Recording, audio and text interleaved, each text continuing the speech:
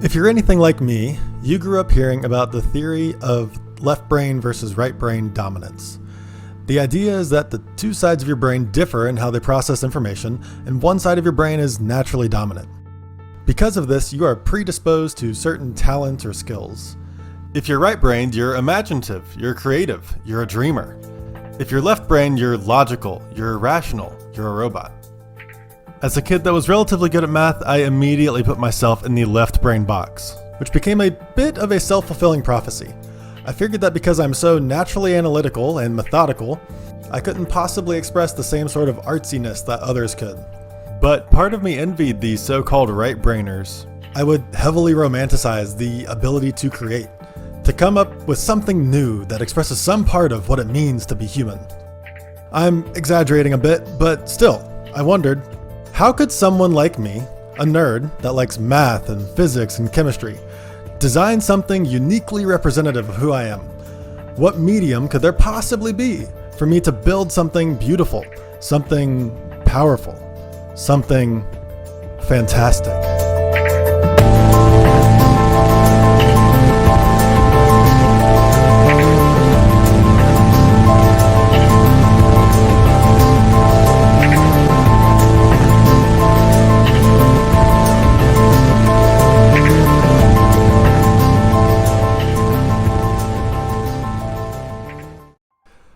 That's right, baby, we're talking about the greatest game ever made, Fantastic Contraption. What's Fantastic Contraption, you may be asking? Well, according to Wikipedia, it's a Flash-based physics game created by Canadian indie developer Colin Northway, released September 16, 2008. Wikipedia doesn't mention Colin's wife Sarah, who helped with the design. But if you ask me, Fantastic Contraption is the result of two geniuses capturing lightning in a bottle, creating a beautiful brainchild and stumbling into a divine accident that has had a few dozen nerds like me captivated for well over a decade. The basics are pretty simple. Use these 5 tools to build in this light blue area to get these pink goal pieces to that pink goal. Gravity and motors handle the rest. Easy. Curiosity got the better of me while I sat in the family computer room after soccer practice in 2008, and the YouTube gods bestowed upon me a key piece of Fantastic Contraption lore in Ground 37 and the Greatest Contraptioneers, and the rest is history. I was hooked. There were so many different ways to play Fantastic Contraption. Don't just solve the level, solve it with the fewest number of pieces. Do it again, but without wheels this time. Create a super fast design and see how fast you can get it to solve. Optimize your design for this arbitrary scoring system with made-up badges and win yourself an iPod Touch! But that's a story for another time. This is a story about the history of Fantastic Contraption's most competitive tradition, the Brown Crown. As the FC community evolved from 2009 through 2011, one major theme reigned supreme. Players strive to solve the hardest levels possible. This manifested in ways like the Mean and Green Shuffle, maze competitions, and the Everlasting Challenge. Again, all stories for another time. But in the summer of 2012, I decided to create a competition with some pretty basic rules. I'd release a level, and any player that solved it brown, a word we use to describe a design without wheels, would move on to the next round. After about 3 years of growth and exploration of Fantastic Contraption's mechanics, I wanted to see just how far the game could be pushed. I didn't really know how to achieve this, or the type of levels that would be needed, so I just kinda wung it. I would create and release levels that would get progressively harder until only one player remained to claim victory, and thus the Brown Crown was born.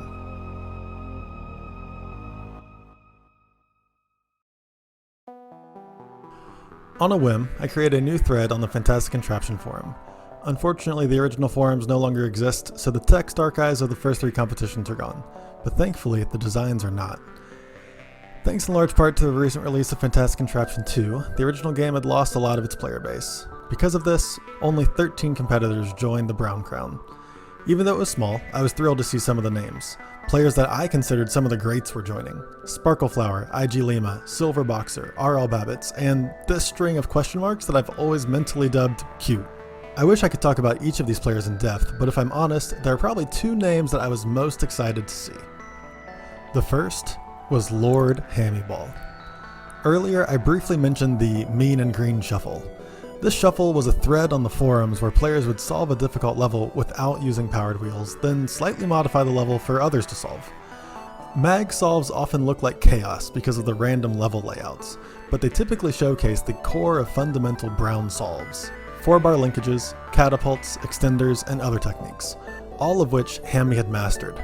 From my perspective in 2010 and 2011, the two kings of Mag were Thicktip, a player that had been absent from the forums for a while, and Lord Hammyball. Hammy talked a big game on the Mag thread, but his solves usually backed up his boasting.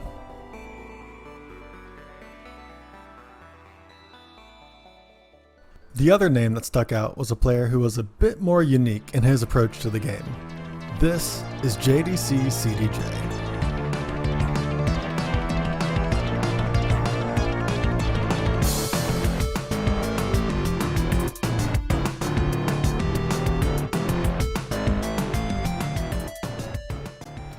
JDC's approach to FC feels different from most players.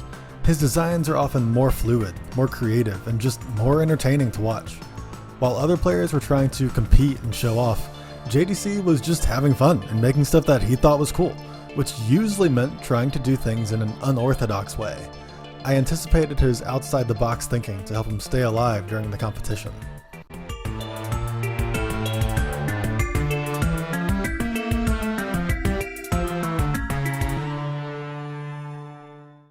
With that, the stage was set, and the Brown Crown was officially underway. Round 1 was a level called Forklift. It was a pretty basic level that most players solved easily. And that was sort of the point. I didn't really know what I was doing, and there were constantly new competitions being thrown around on the forums back then, so I intentionally made a fairly straightforward level and hoped it would be intriguing enough to garner some interest. Honestly, square blocking goal and basic catapult aren't particularly unique FC level ideas. Thankfully, the entrants were able to make things a bit more exciting.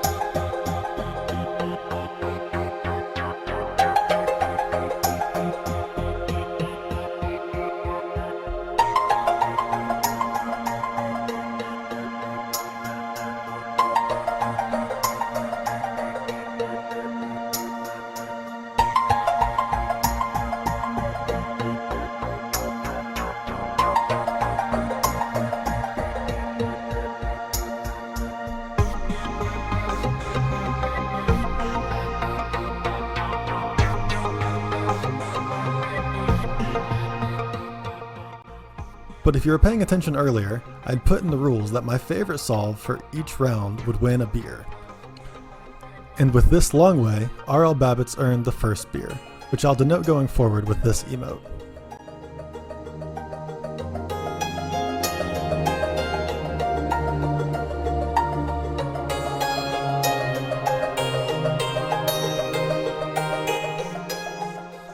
Round 2, dubbed Rectagon, was another simple level, proven by the fact that it didn't manage to eliminate a single competitor. Players just needed to use a couple catapults or a similar method to get the ball out of the upper area, then up to the goal.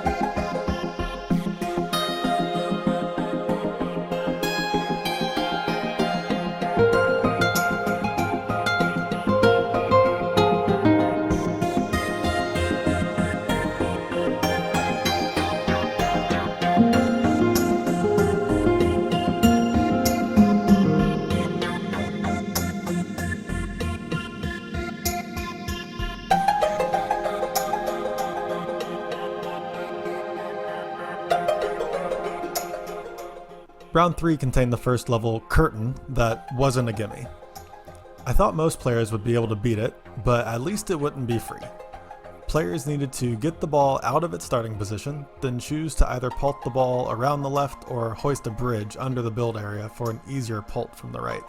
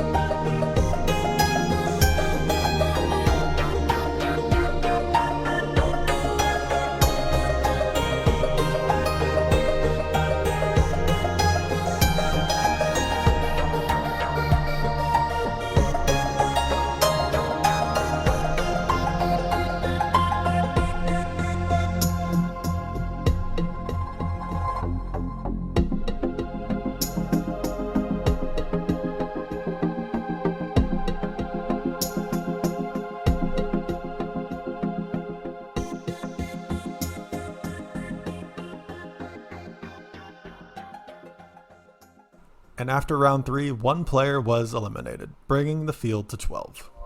Round 4, Flippant, ramped things up considerably. This was the first level that wasn't just standard brown level design that every player would be familiar with. It was also the first level to feature multiple goal pieces, each of which poised a unique challenge in its retrieval. Thankfully, it brought forth some pretty cool designs from the only 5 competitors that were able to solve it: Hammyball, RL Babbitts, Ryan Bay 812, Silver Boxer, and JDC.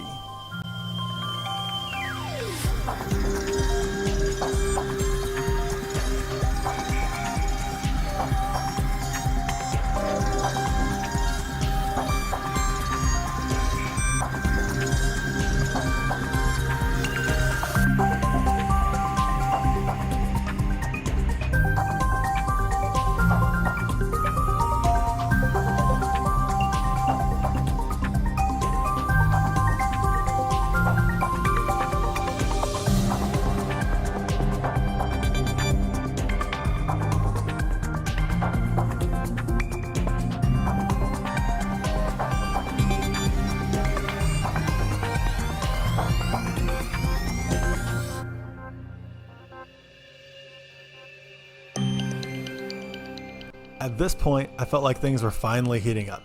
Any of these remaining players had what it would take to claim the crown.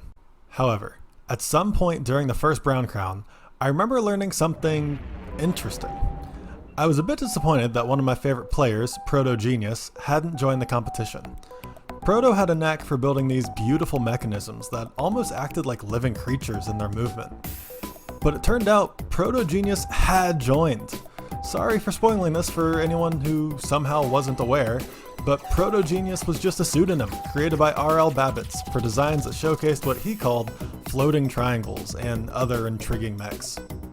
Many people were already aware of this alias, but it was news to me, and suddenly Babbitts looked like an even stronger contender.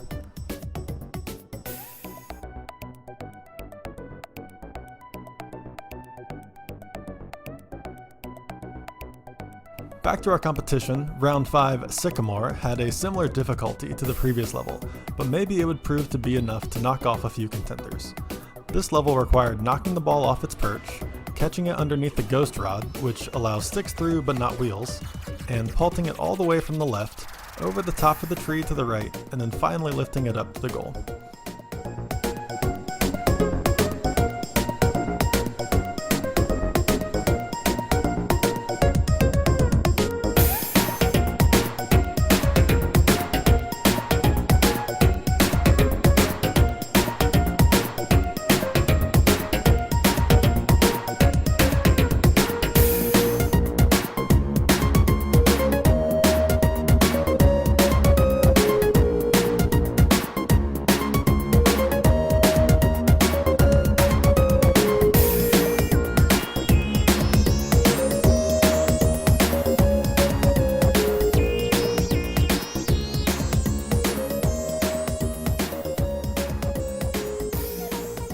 To my surprise, Lord Hammyball was unable to submit a solve, leaving us with our final 4.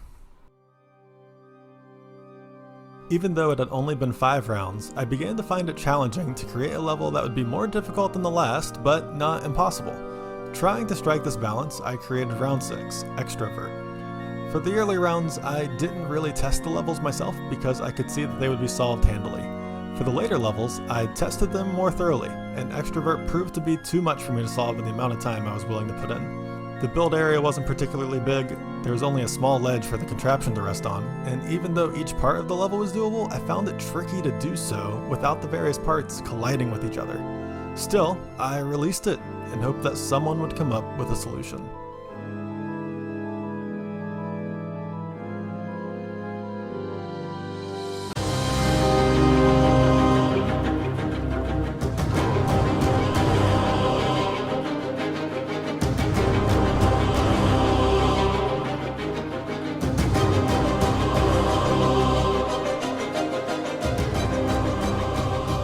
Sure enough, only one player could manage to solve, and just like that, this level gave us the winner of the Brown Crown. The rest of the field had been eliminated, and R.L. Babbitts claimed victory. This design was incredibly optimized, especially for its time. FC has a piece limit of 120, including gold pieces, so this design was maxed out. A basket on a chain attached to a thrower to collect the ball, which then falls off the ledge to pull the ball towards the build area.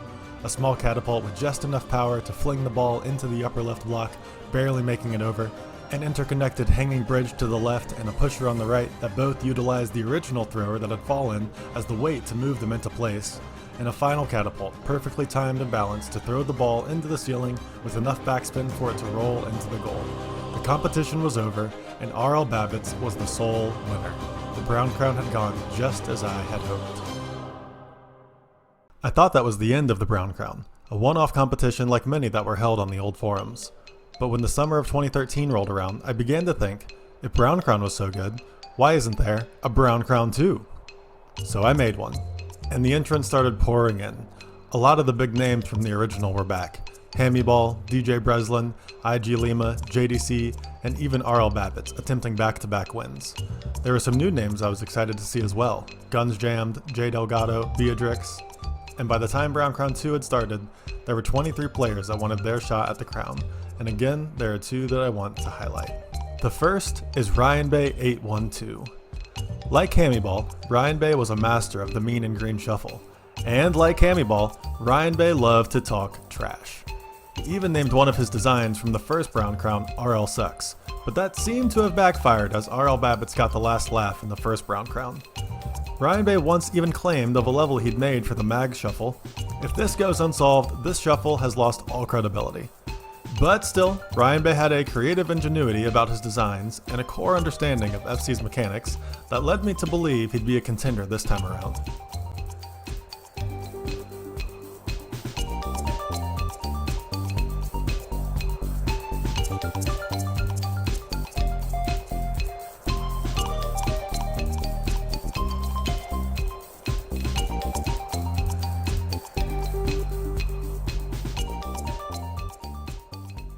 The second contraption here worth a highlight is Ken 75. You've probably heard the phrase jack of all trades, master of none. Well, that was Ken, except he was just a master of everything. From maze levels that required powered wheels, to complicated brown solves, to proto-esque mechanisms. Ken could do it all.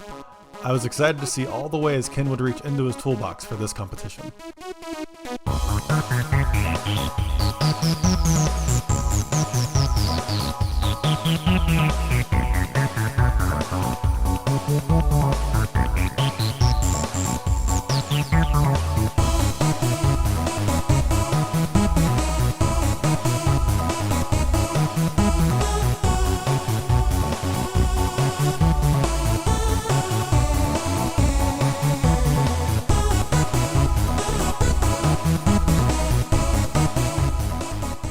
So, once again, the stage was set. The first level was the qualifier, the Gallows. The shape of the level reminded me of the pencil and paper game Hangman, and like Hangman, this was pretty easy. A simple pult over the top, or maybe a creative underpult below the level, and this would be no sweat for anyone that was still playing Fantastic Contraption in 2013.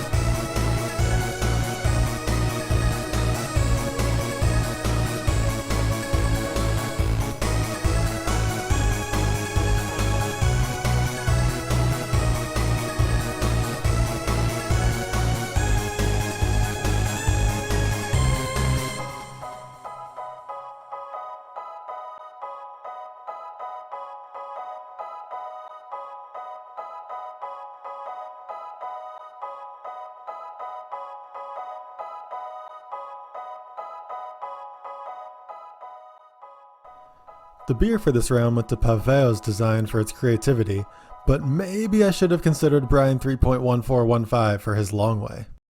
A long way being any solution where the goal piece doesn't travel by the most straightforward path. And Brian loved making these. He had a particular style of throwing out an unfolding bridge that would hang beneath the level and then whip around and pulp the goal piece up to its next destination. But that certainly wasn't the only thing he could do. From powered puzzles to classic brown solves, Brian's skills could make him a contender for the crown.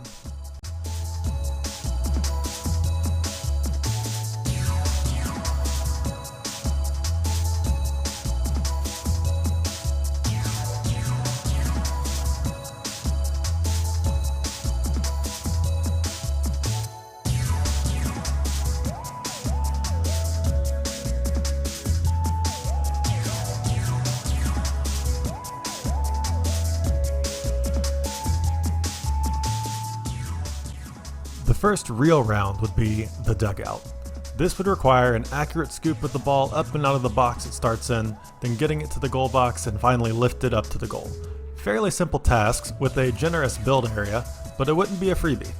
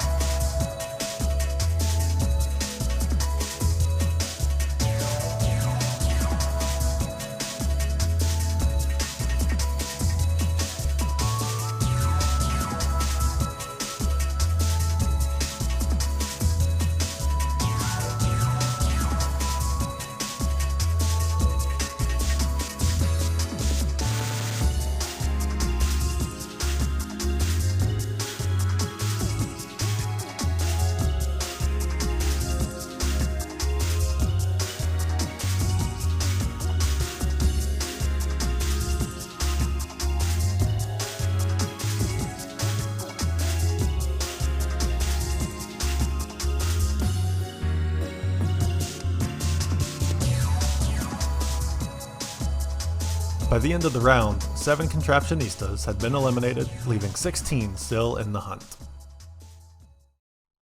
Round 2 was Operation, so named because of the heavy lifting that would be required to make a path out of the box for the goal piece. But it's nothing that a little leverage couldn't handle. After moving the large orange ball out of the way, players would need to kick the goal piece over the small wall and retrieve it from the newly created path.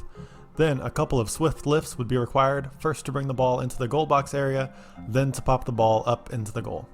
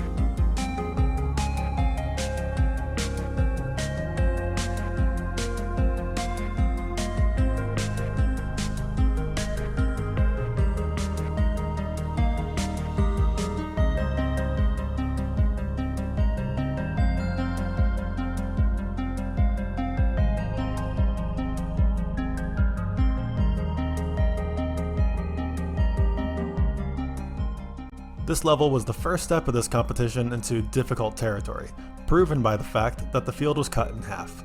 Only 8 players made it to the next round. One of the 8 that managed to move on was an old school player named Zhyrek. So old school that the majority of his published solves are bot battles that used to take place on Down Under. But don't let the silly side of FC fool you. When it comes down to it, Zhyrek can solve with the best of them.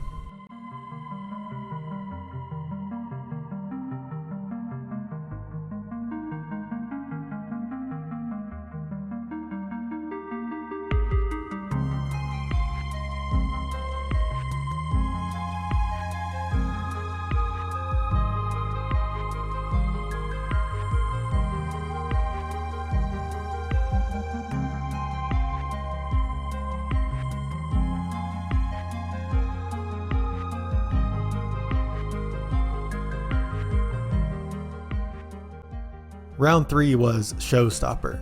Players would need to get the ball out of its starting spot and over the right wall, then loop it all the way around the level to bring it to the goal.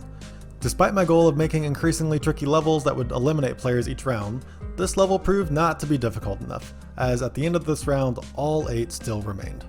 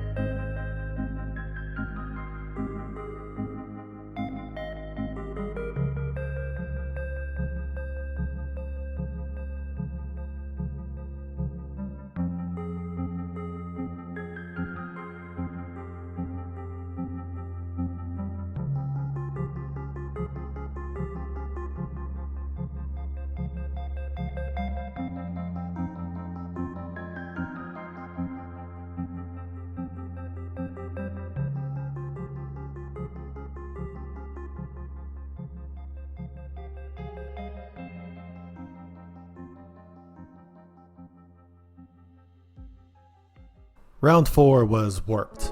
While I had managed to solve each part of this level individually in testing, this was the first Brown Crown 2 level that I didn't even attempt a full solve of my own. The ball and the square would basically need to swap positions. The ball would have to go around the entire level, while squares are able to pass through ghost pieces. Each individual task involved in this level would be no sweat for any of the remaining competitors, but putting them all together in a single build area without exceeding the 120 piece limit would prove to be a challenge.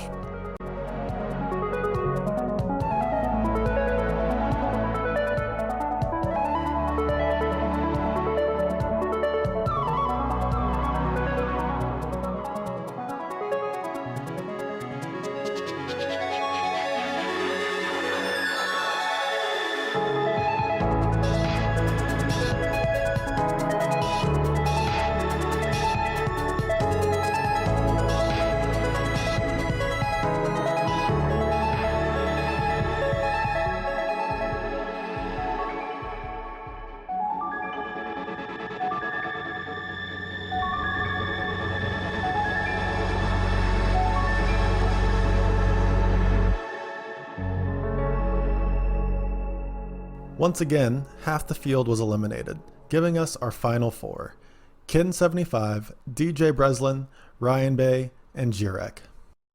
Now, this is another one of those times where I really wish the original Fantastic Contraption forums had not been lost to time. Because after I shared round 5, locked up, there was a bit of a discussion that occurred in the Brown Crown 2 thread. I don't remember who was the first to state it between Kin, zhyrek, and DJ, but one of them posted something to the effect of, "This one's too tough for me, I think I'm bowing out," which is a totally fair statement. But Ryan Bay followed that post up saying something along the lines of, "Yeah, I can't seem to figure this one out either." When in reality,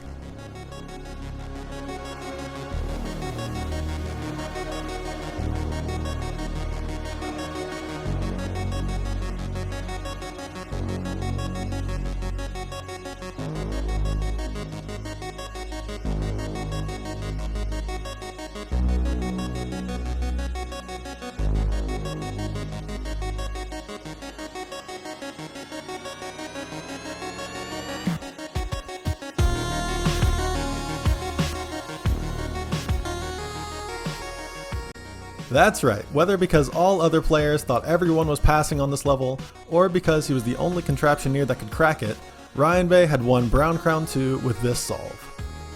Like the winning solve of the first Brown Crown, this design is maxed out on pieces. Ryan Bay first lifts a triangle up into the goal piece's starting position that gets pressed against the back wall to flick into the goal piece. Meanwhile, a brown weight is falling off the left edge that moves a bridge into the far left position. A small bridge is dropped underneath the build area to catch the ball and allow it to roll to the right, where a catapult has been waiting to fling it up to the top area, where finally an additional catapult, which had been lifted into place earlier, throws the ball into the goal. And with that, Ryan Bay joins RL Babbitts as a Brown Crown champion, and Brown Crown 2 was over.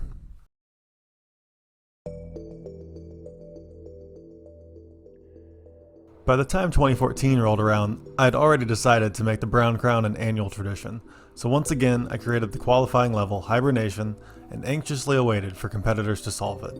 Some strong competitors were returning for this one: Sparkleflower, Igulima, Ken, but there were a couple of first-timers that I was excited to see. The first was Onventor Soixante-un. While nearly every other player's native language on the forums was English, Onventor was noticeably French, but he didn't let the language barrier stop him. Thankfully, in Fantastic Contraption, a good player can learn just by studying mechanisms, and Onventor proved it.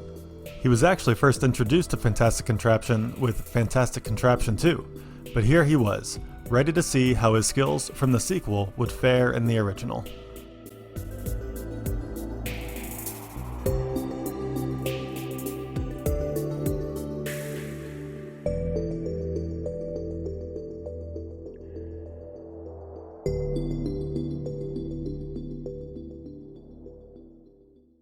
The second newbie to bring up is Air Bear Bunch.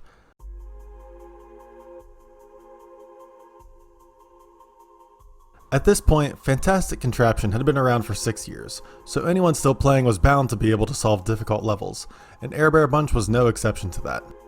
But what astounded me about Air Bear, and what honestly made me question his sanity, was that he didn't just solve difficult levels. He was determined to do so with the tick counter ending in a multiple of 100. FC's physics run at 30 frames per second, and the ticks that appear in the bottom right of the screen count how many frames it takes for a design to solve. While there are some speed-oriented competitions, most of us disregard the tick counter when trying to solve a difficult level because just solving one can take hours or even days worth of tweaking. But Air Bear is a lunatic and willfully induces extra hours of tweaking on many of his solves to ensure that the ticks end in a multiple of 100. Why? Beats me. Maybe it's OCD. Maybe it's just showing off. But either way, it's pretty sick.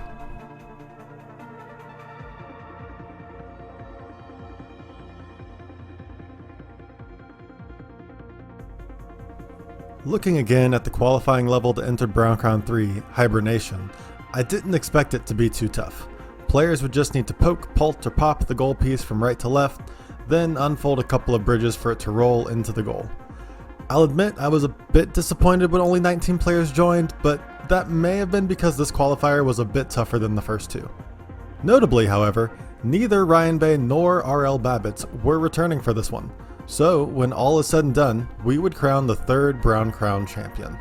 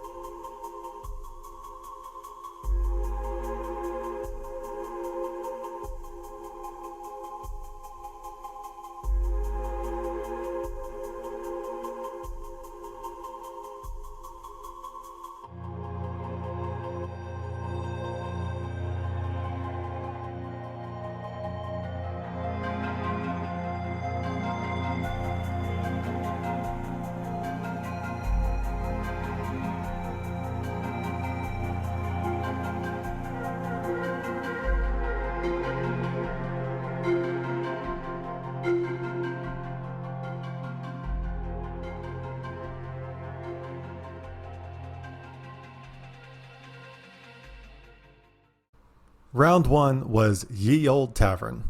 Players would just need to scoop the ball out of its starting position and extend a bridge to the right to retrieve the ball and bring it to the goal.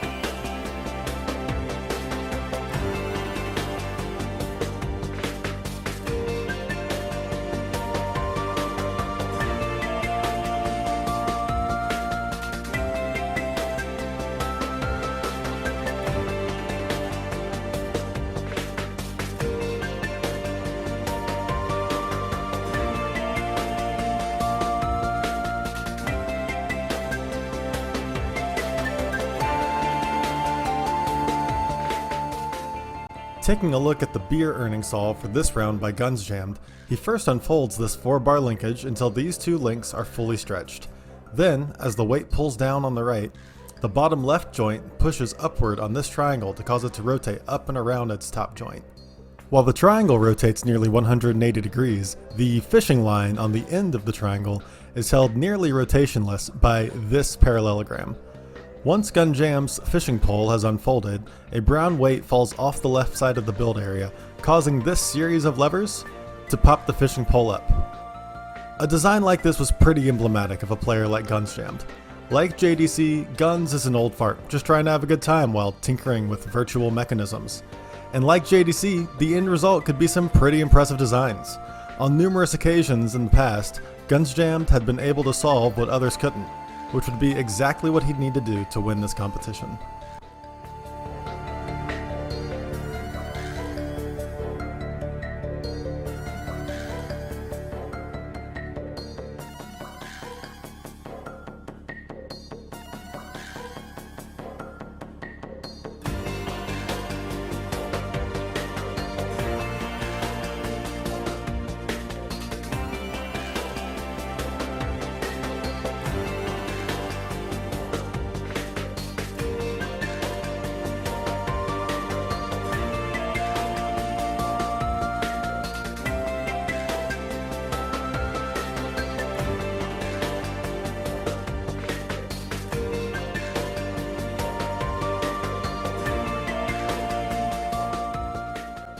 After round 1, 4 players were eliminated, bringing the total remaining to 15. Round 2 was Elmwood.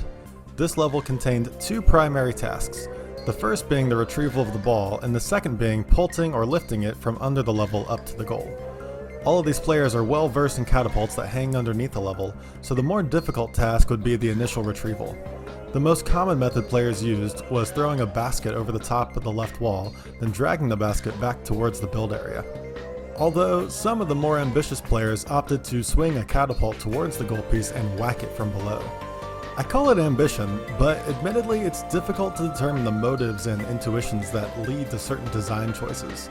One of the chief pitfalls of Fantastic Contraption is our tendency as humans to tunnel vision.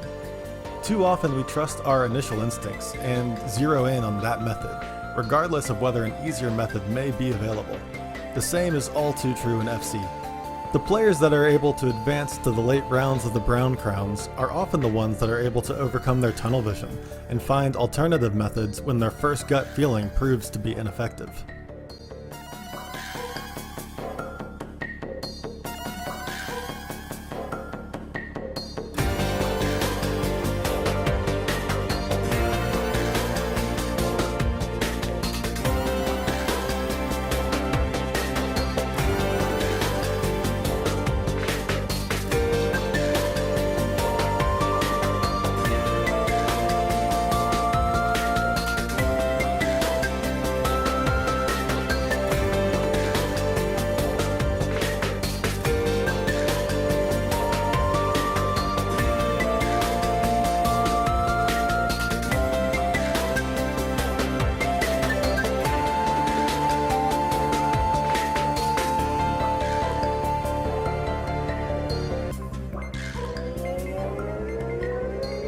Round 2 took out 3 players, leaving 12 left in the fight. Round 3 was Runaway Inmate. Along with needing a swift retrieval before the goal piece rolls away, this level allowed for a continuation of classic Brown solves. What I mean by classic Brown solves is that the majority of the mechanical motion and lever movement around fulcrums took place directly inside of or below the build area. Guns Jam's Gone Fishing solve from round 1 would have been an example of the contrary, but for the most part the Brown Crown thus far has showcased the height of what the FC meta had evolved into over the past few years. This meant that much of the difficulty came from either the piece constraint of the game, due to the number of actions that are needed in a given level, or from the inherent way that the different actions within a level would obstruct each other. This round would be no different, as players' solves started to creep toward the piece limit of 120.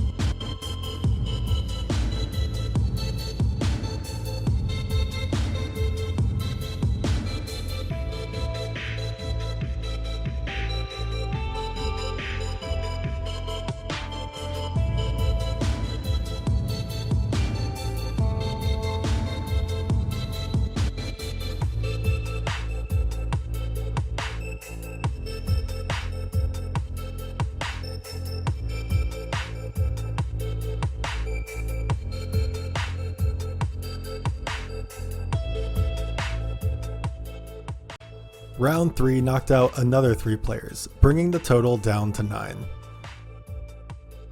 Round 4 was Mystique. Much like Round 4 of Brown Crown 2, Warped, this level contained a ball and a square that would effectively need to swap positions. Although the methods required to do so would be quite different. Both goal pieces would need to be pulled or pulted to the right to get around the middle platform splitting the build area, then lifted or pulted to the left towards the goal area. Because of the number of tasks required and the fact that the trajectories of the 2 goal pieces are practically mirrored, this level would test players' efficiency and their ability to plan out their design in a way that will prevent the various parts from colliding. The more difficult goal piece to manage was the square. Much like in American football, its shape leads to more chaotic and unpredictable motion when bouncing along the ground or the various parts of a player's design. Handling the regular rolling motion of the ball is much more formulaic.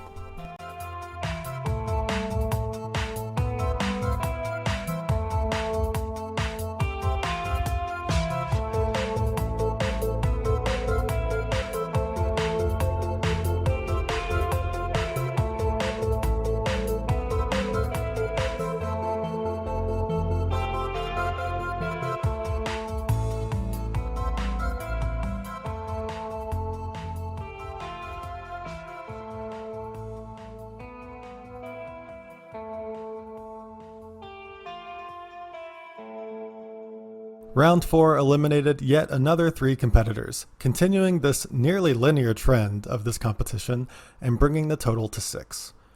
Round 5 was titled Simon and Zebedee, referencing Peter, James, and John of biblical tradition. The 2 sons of thunder sit behind a large orange ball above the build area, while 1st century Dwayne Johnson was poised beneath the build area. Players would have to corral all 3 of these spherical disciples into the goal area together, which would prove to be quite the challenge.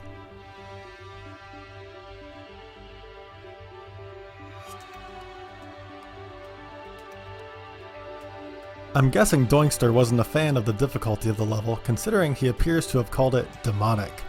Still, he was able to overcome, and that was typical of Doinkster. Like on Vontor, he was a defector from Fantastic Contraption 2, and he had quickly adapted from the slightly different physics from FC2. His methods were rarely ostentatious. His objective was just to get the job done by any means necessary. If anything, his MO was one of efficiency, as he aimed for brown solves that used as few pieces as possible, and it proved to be an effective means, as Doinkster found himself to be one of just 2 remaining competitors left in this competition. Suddenly, and for the first, but not the last, time in a Brown Crown, the finals would be a head-to-head matchup.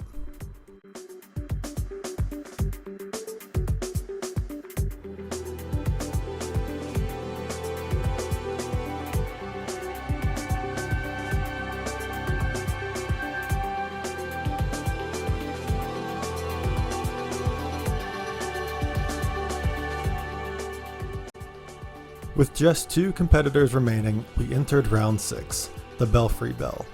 This level would push the limits of these 2 players' ability to design efficiently, as there were 6 tasks needed to bring the ball to the goal. First, poke the ball to drop it from its starting position. Next, pult the ball up the column to the right of the build area. Then, pop the ball up from above the build area over the hole above that to allow the ball to drop down the chute on the left. Next, bump the ball over the far left wall. Then construct a bridge underneath the build area to retrieve the ball. And finally, heave the ball up towards the goal. I expected this to be the final level, but I couldn't decide who I thought would win. I didn't imagine that both players would want to spend countless hours tweaking and optimizing their design to fit within the piece limit. But to my surprise, both players were able to solve the level, forcing the competition to continue.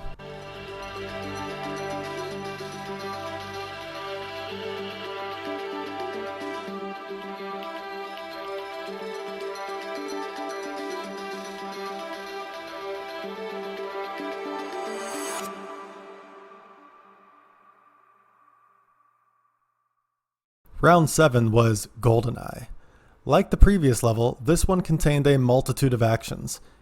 Even though he didn't enter the competition, Ryan Bay ended up messaging me saying he wasn't sure the level would be possible for one person to complete it in the week and a half that I allotted for this round.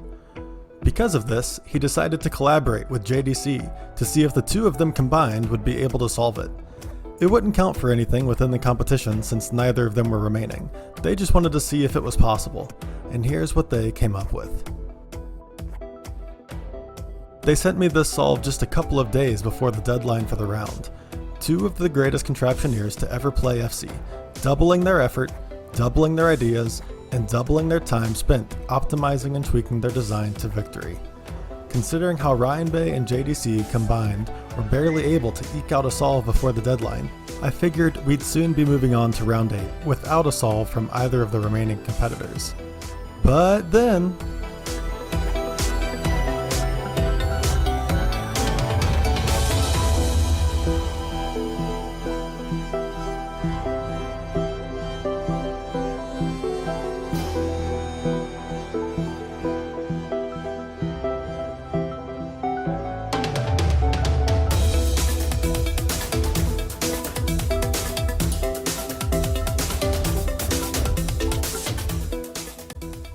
that's right, Hair Bear Bunch submitted a solve just before the deadline for the round. Not only that, but he used fewer pieces than Ryan Bay and JDC, and he still tweaked the ticks to be a multiple of 100. This guy was a lunatic. But I couldn't deny the truth. With this solve, Hair Bear Bunch had won Brown Crown 3, joining the ranks of Babbitts and Ryan Bay as Brown Crown champions, a title that was starting to grow in prestige. Shortly after winning Brown Crown 3, Hair Bear Bunch published just 2 more designs, and hasn't posted a single thing in Fantastic Contraption since. It's almost fitting for a user named Bear to enter a competition with a qualifier named Hibernation, win the whole thing in style, then disappear from the game entirely. But I hope someday we see Hair Bear Bunch awake from his slumber and start showing off his idiosyncratic method of solving levels again.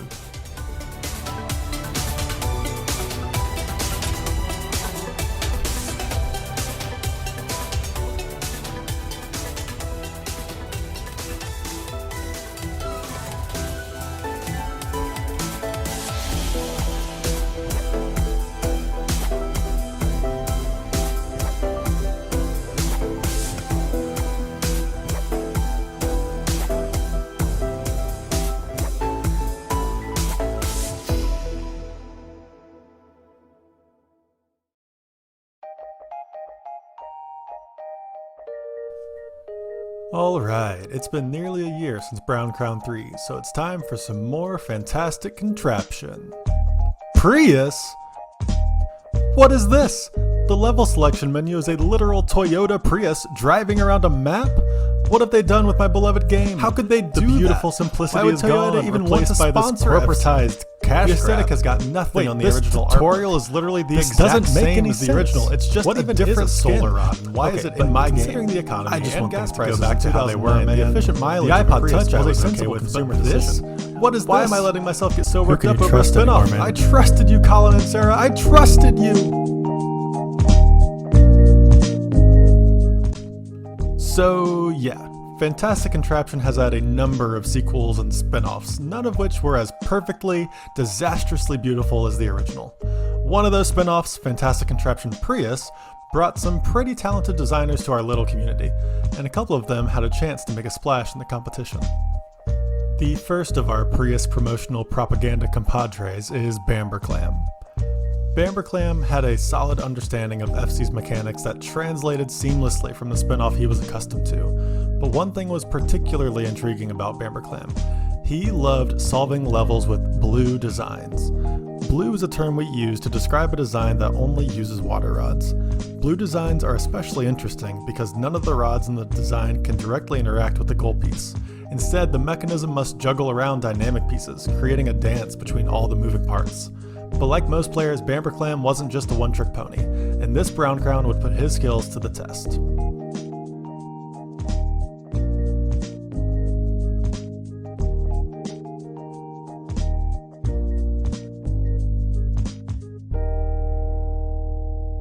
Along with Bamberclam, there was another refugee that we saved from FC Prius. This is Ree.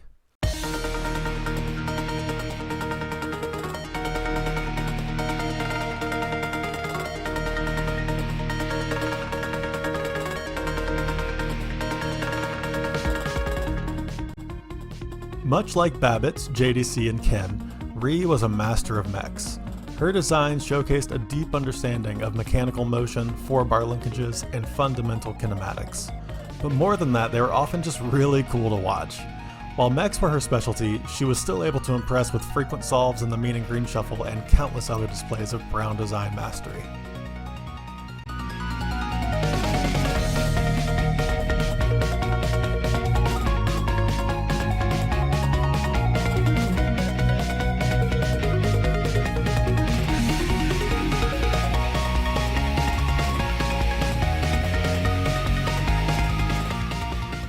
By the time Brown Crown Forward started, there were 20 entrants in total. Ryan Bay was back to try to reclaim the crown, while Babbitt's and Air Bear Bunch remained absent. But there are plenty of other strong contenders. Doinkster was back after a near win in BC3, along with many others that have come close. Ken, Anvantor, JDC, and many others. Round 1 was Monocopsis. At this point, I had probably started to take the Brown Crown a little too seriously. Sure, it had gained some prestige in our little community, but ultimately my goal was just to try to stir up as much action as I could in our dying game. Like the previous Brown Crown, this opening round was not particularly inviting to any potential new players. Yes, FCers that had been active for years would have no trouble solving it, but it was a fairly high barrier of entry for anyone new that wanted to join. There were two potential methods of solving this level. Option 1 was to snag the ball from the edge on the left and sneak it through the hole in the upper left corner of the build area, then pult it from right to left over the top of the build area and into the goal. Option 2 was to build a bridge or underpult below the build area, and again finish with a throw from right to the left. I wasn't entirely sure which method would be easier, so I was curious to see which option would be more popular from the competitors.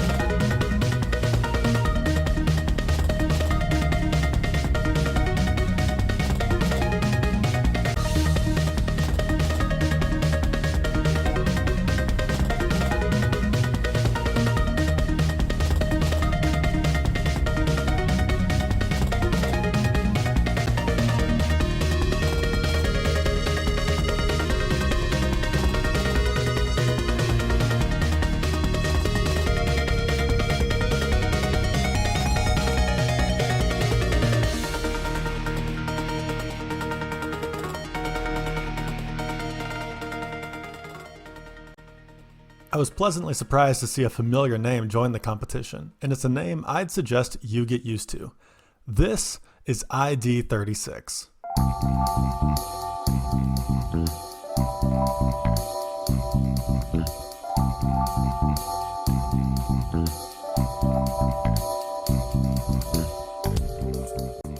If you've been paying attention, you'll notice that these designs don't really look like most of what I've shown so far. ID has been around since the early days of FC, but up to this point he hadn't joined a Brown Crown.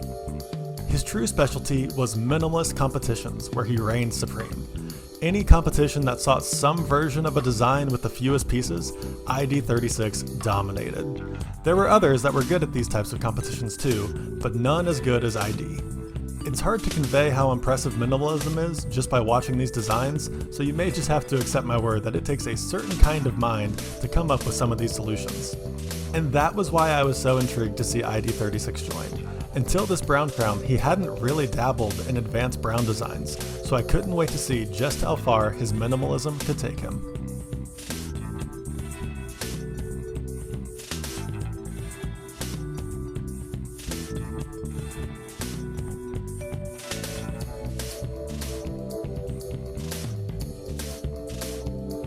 Round 2 was Canopsia. Another piece of the too cool for this Brown Crown era where I took the competition too seriously and made the early levels too difficult. This level would require poking the ball from its starting position, then building a somewhat long bridge to bring the ball to the left side of the build area, then pulting the ball from left to right.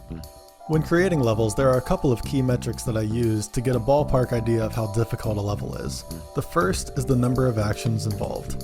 This level ultimately just had 3: poke, bridge, pult.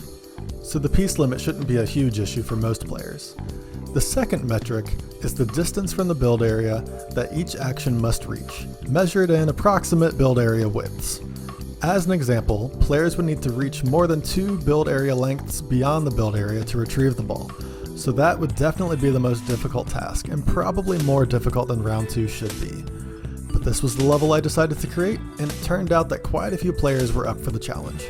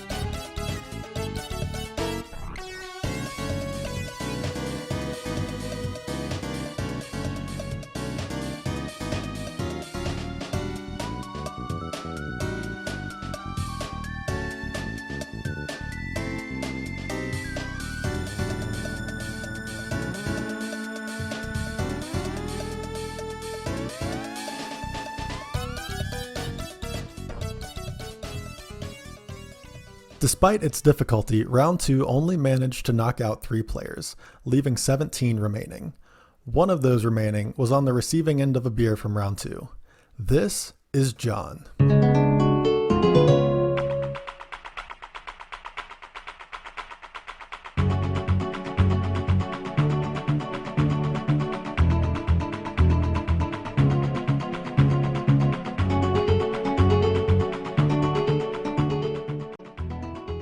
I was pretty excited to see John join this competition.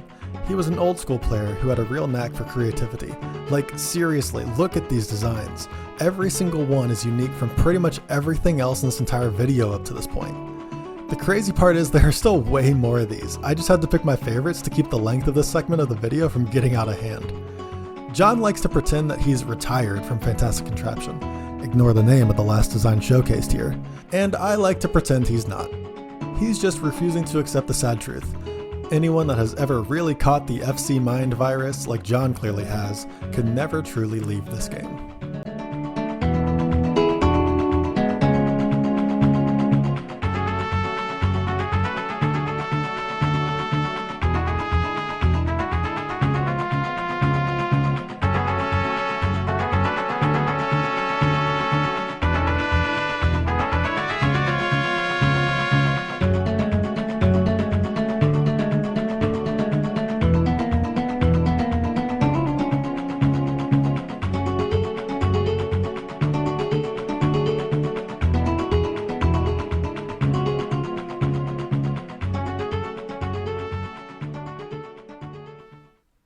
Round 3 was Notice Tollins, and yeah, people had a lot to say about this one. Nodus tollens is a play on modus tollens, which is a phrase used in propositional logic meaning denying the consequent. Needless to say, many players felt they would be denied by this level. As Onvantor put it, the main mission of the level was just to touch the goal piece. As I had already stated, this Brown Crown ramped the difficulty curve way too quickly, but that's because I was really trying to shake up the meta. I didn't want to see the same old Brown designs where it's just an optimization game of recycled mechanisms. I wanted to push the boundaries of the game and see something new, and see something new we did.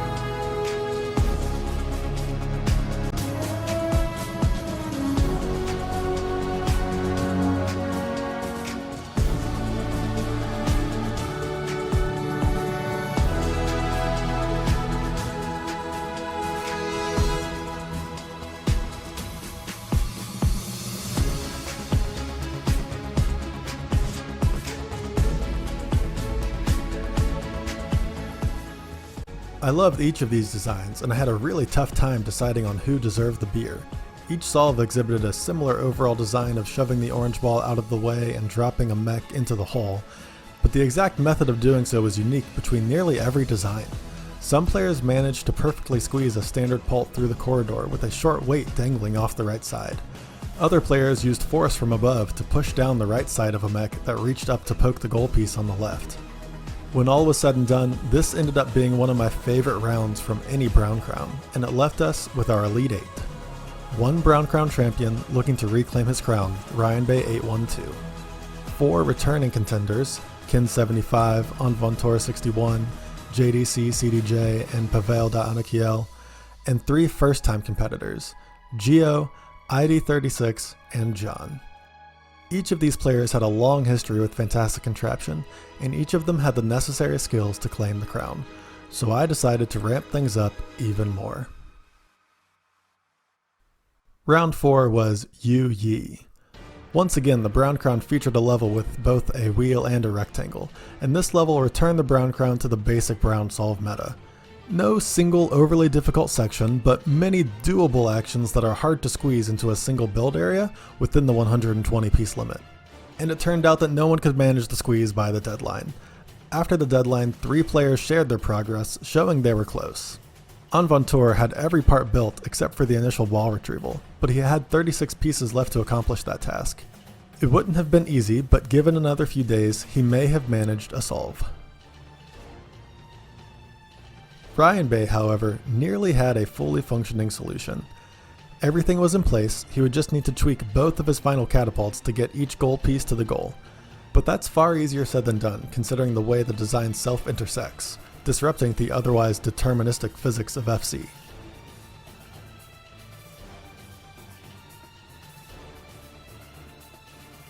ID36 was by far the closest, which was a shock to me at the time. ID was a great minimalist player, but I'd never seen him make anything like this. The rectangle was already in the goal. All that was left to do was tweak the final pult. Just a few more hours and ID likely would have had a solve. If any of these 3 players had managed to finish their solve before the deadline, they would have taken the title of Brown Crown 4 champion. But instead, 8 FCers remained to take on a new level. With no solves in round 4, its replacement level was Lackeyism. The name comes from the Greek goddess Lachesis, the middle sister of the 3 fates, who used her rod to measure an individual's thread of life to determine the destiny of each human. And fates would be decided by this level, because as it turned out, only one player managed to solve it.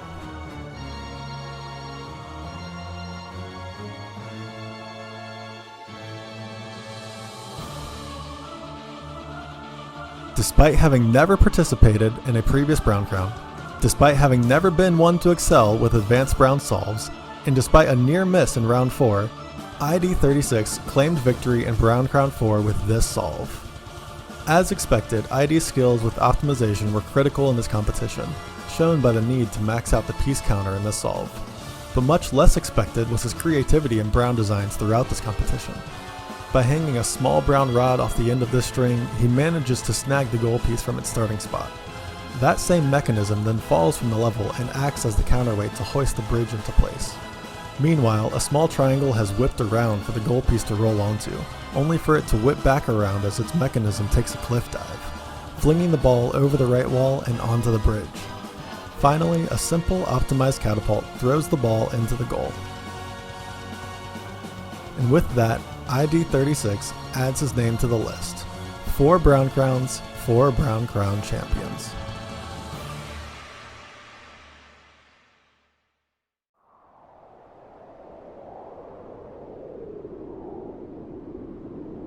Man, it is empty out here.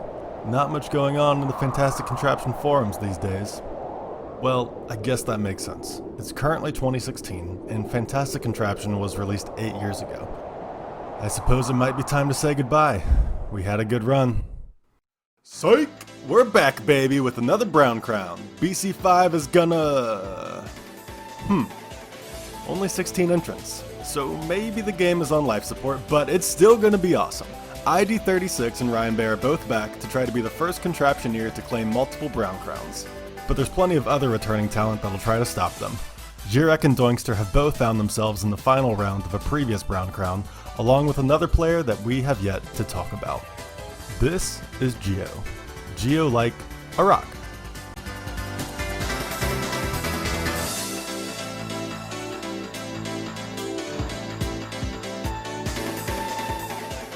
Like basically everyone else that's still playing this fanaticism-inducing game, Geo has been around FC for years.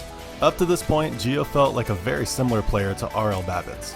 He's excellent at doing whatever was necessary to solve advanced levels, piece optimization, recycling weight usage, and clever ingenuity. And he also has the cool factor of Babbitts' proto-genius alter ego, capable of creating some slick retrieval and extender mechanisms. Geo was one of the final 8 in Brown Crown 4 and was only outlasted by ID36. Surely he was looking to see those roles reversed this time around.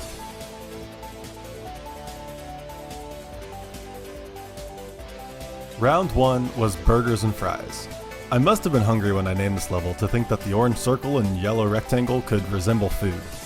Like other recent Brown Crowns, this level was not kind to newcomers. That isn't to say it's particularly hard. Any player that had learned the basics of modern FC would have no problem solving it. And each task required to solve the level was within 1 build area length from the build area. But there were still 4 tasks that players had to manage.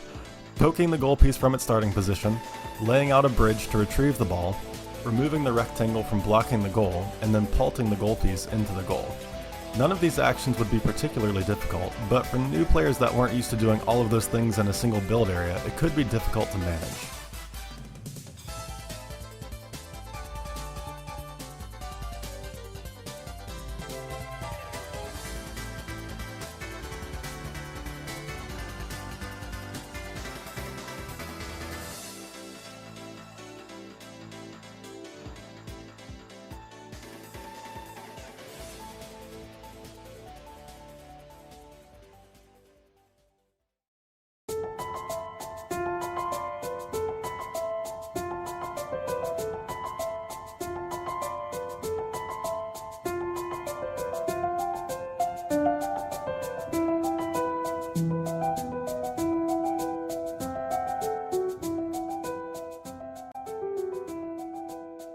While we wait and watch the rest of these designs, have y'all noticed the clouds in the background yet? Looks like there's 3 different shapes that can spawn, but the speed that they travel seems to be random. Always going left to right though, no surprises there. You'll have to trust me on this as we're currently too far zoomed in to see the full cloudscape, but it looks like there are always exactly 5 clouds spawned at any given time. As soon as a cloud travels too far off the right side, a new cloud appears on the left. Well, that's enough looking at clouds. It looks like our last design is just wrapping up, and look who it is that got the beer! Hi, Geo!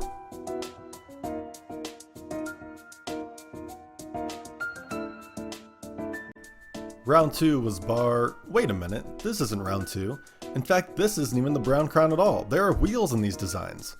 Wait, these pieces aren't even connected to each other. You might even call them unconnected. Ah, I see what's going on. This is Compscure. Like many other talented contraptioneers, Compscure was a frequent participant in the Unconnected Shuffle, an ongoing competition similar to the Mean and Green Shuffle where the first player to solve a level edits it slightly to create a new challenge. The Unconnected Shuffle has been going on more or less continuously since the early days of the original forums, and is still going on today, even if there hasn't been a solve in a few weeks. Compscure is a master of managing the chaos of unconnected solves, and though they may look simple, trust me when I say they are not. The designs typically depend on large dynamic pieces to generate the energy in the catapults and mechanisms, and it often takes an extra ounce of creativity to come up with a viable solution. Of course, the Unconnected Shuffle wasn't the only place Compscure was active. He could also hold his own in the Mean and Green Shuffle and has already shown his abilities in multiple brown crowns. Surely he was hoping to see this one all the way to the end.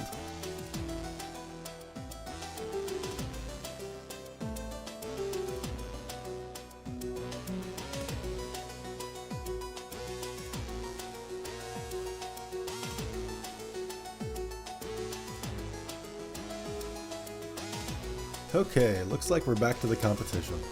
Round 2 Bartok repeated an admittedly overused brown crown motif of putting a big ball over a hole. Not my best work. The big ball chews up a bunch of pieces as it requires significant weight and leverage to move out of the way. Meanwhile, players are still tasked with poking the ball from its starting position, catching the ball with a bridge on the left, then throwing the ball up into the nook to bounce into the goal. Levels like these are fine, but you can tell my creative juices were not flowing. The level works as filler for early rounds of a brown crown, as it's difficult enough to likely eliminate a few participants, but there's nothing notably new or different in this level that most contraptioneers haven't seen a dozen times already. Thankfully, the competitors rarely complain about level quality and instead just focus on what they need to do: solve it. Even though the level wasn't too interesting, the players still managed to make it fun.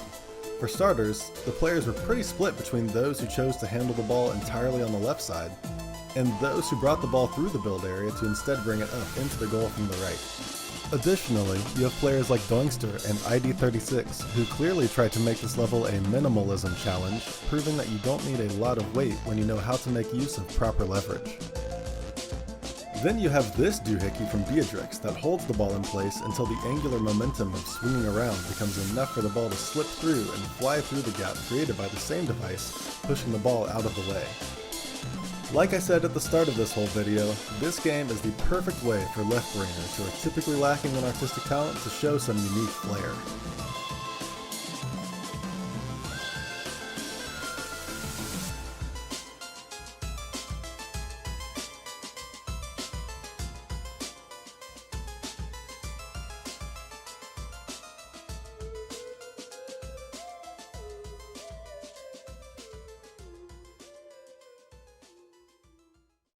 Round 2 knocked out 3 players, bringing the field to 13.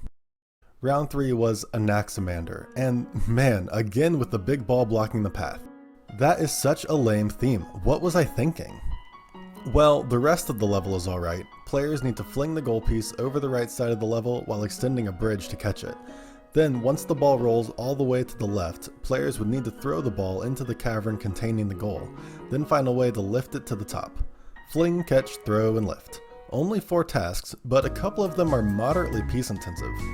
For example, the final lift seems like it should be easy, but it's sort of 2 tasks in one. You can see how each player first moves a pult or lifting mechanism into place for the goal piece to land on, then induces a secondary action to trigger the pult and throw the ball into the goal. All in all, this level certainly ramped things up from round 2 and made sure to thin the herd.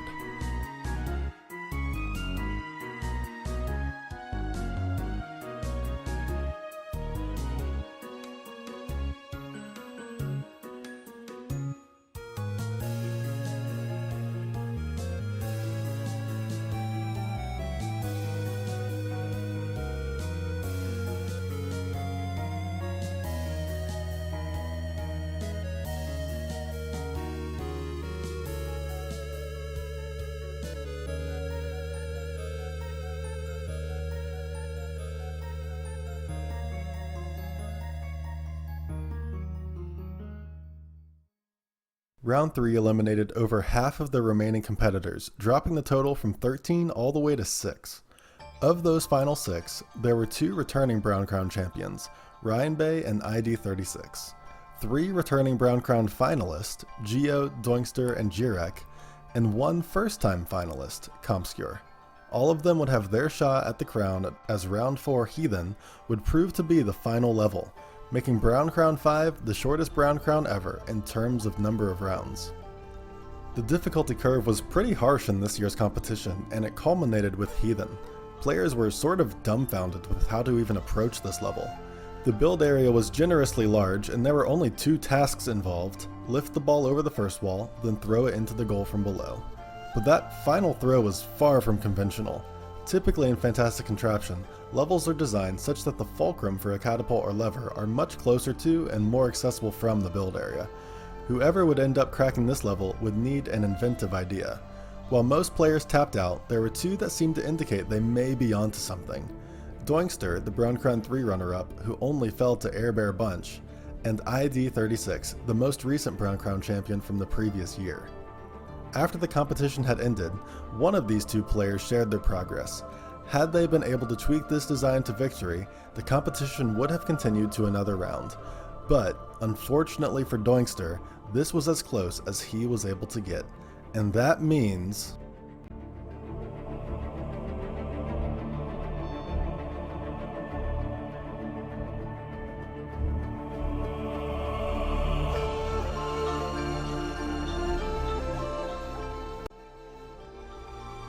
That's right, for the first time ever, the Brown Crown witnessed a back-to-back champion, as ID36 claimed the crown again with this solution. ID36 moves the initial pulse into place, then drops a weight to throw the ball over the wall. Meanwhile, a chaotic stack of rods has been shot out of a cannon over the wall and tumbles down with the ball. As the rods unfold, a remote pult hangs from the end of the long rod, then slides onto the platform beneath the goal for the ball to roll onto. As the rods finish their descent, they push down the right side of the pult like a seesaw, popping the ball into the goal. With this solve, ID36 became the first player to win multiple Brown Crowns, preventing any other players from adding their name to the list of champions. And after winning 2 in a row, he looked like the man to beat for the future. But after being triumphant in the only 2 Brown Crowns he had entered, the obvious question is, could anyone stop him?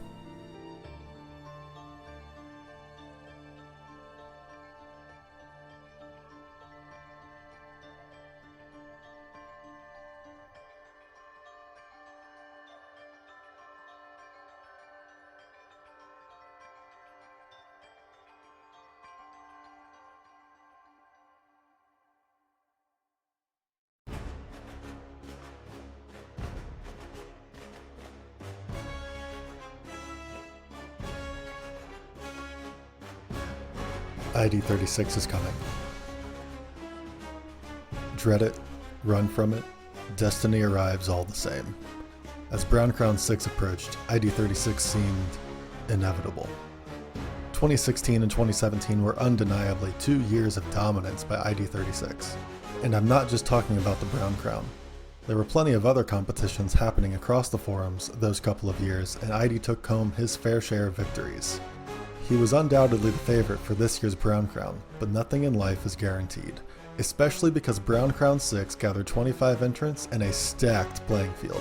Plenty of returning finalists, zhyrek, Ken, Envantor, Doinkster, JDC, and in addition to them, maybe a certain powered expert could help bring down ID36. This is Maxim.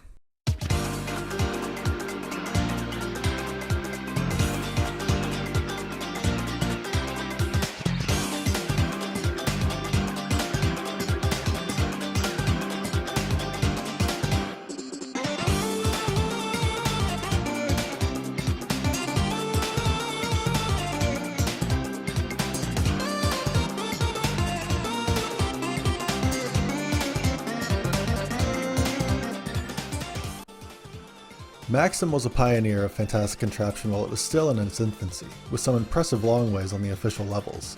But until Brown Crown 6, he had mostly been absent from the game for years. He entered the competition hoping to make a splash in his return, and as some of these designs demonstrate, he had the skills to do so. His specialty was creative use of powered wheels to come up with designs that no one else could have conjured. But when the time called for it, Maxim could hold his own with Brown solutions. Perhaps he would be the one to take down ID36.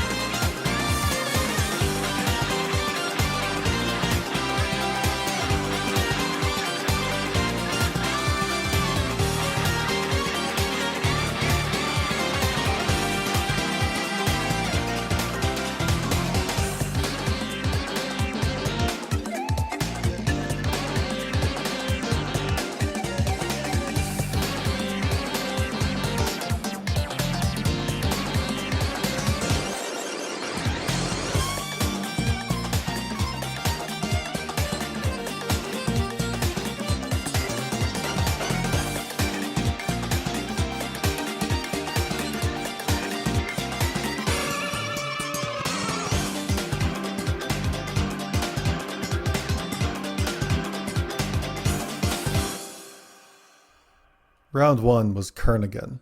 A couple of quick catapults and this level would be no sweat for these entrants, each of whom were already seasoned FC veterans at this point. The most obvious and most popular solution was to poke the ball out of its starting position to the right, then throw it up around the right side of the build area. But thankfully, some competitors chose to spice things up a bit for round 1. There were a handful of long ways that traveled either underneath the level or through the build area and up around the left side of the level. And perhaps a bit unexpectedly, Maxim showed off some minimalism skills with a 23-piece design, the fewest used by any competitor, proving that he would be able to optimize piece usage in the later rounds if it became necessary. Another personal favorite from this round is Ree's design, which was the fastest, clocking in at 147 ticks. After solving it, also threw the ball back into the build area, which earned what FCers commonly call the boomerang badge. Even in the early boring rounds of Brown Crowns, I can always count on these nerds to keep the entertainment rolling in.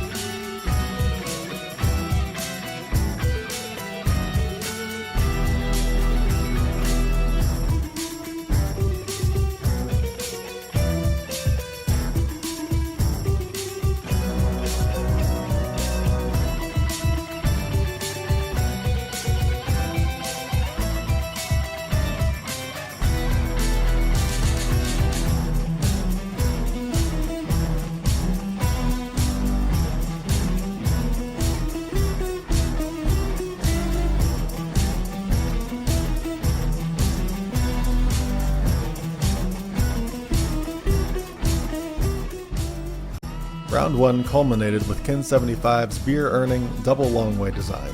A whole lot of action packed into 119 pieces.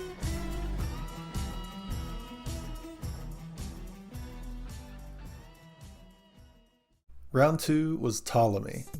Ptolemy and Pterodactyl might be the only words or names I know that start with a silent P. And did you know pterodactyls aren't even dinosaurs? They're apparently pterosaurs, which is somehow different than dinosaurs, even though they both lived at the same time and both appear in the cartoon series The Land Before Time. I couldn't tell you what the differences are between them and dinosaurs. Sounds to me like people are just being pedantic about pterodactyls. Speaking of pedantic, did you know that Ptolemy, the 2nd century thinker, developed a more or less mathematically sound geocentric model of the solar system? I think he was onto something, and those in the heliocentric camp are just haters. Looking at round 2 Ptolemy, it contains 2 goal pieces, one rectangle and one ball, that fit neatly in the goal area. I've already talked at length about how handling rectangles in this game is far more difficult than moving circles around, but this level is the first of any Brown Crown to require precision in how the rectangle is handled. There isn't much margin for error in where the rectangle needs to land in the goal area, so even though it was only round 2, this level proved to be enough of a challenge to knock off its fair share of competitors. For those that did manage to solve it, most chose to handle the ball and rectangle entirely separately. This makes tweaking each individual part of the design much easier, but it requires more pieces and takes up more space. The more interesting designs of this round were those that collected and/or catapulted the 2 gold pieces in unison. Doing so required much more finesse, though some may call it luck. Thankfully, once again, many FCers were up to the challenge.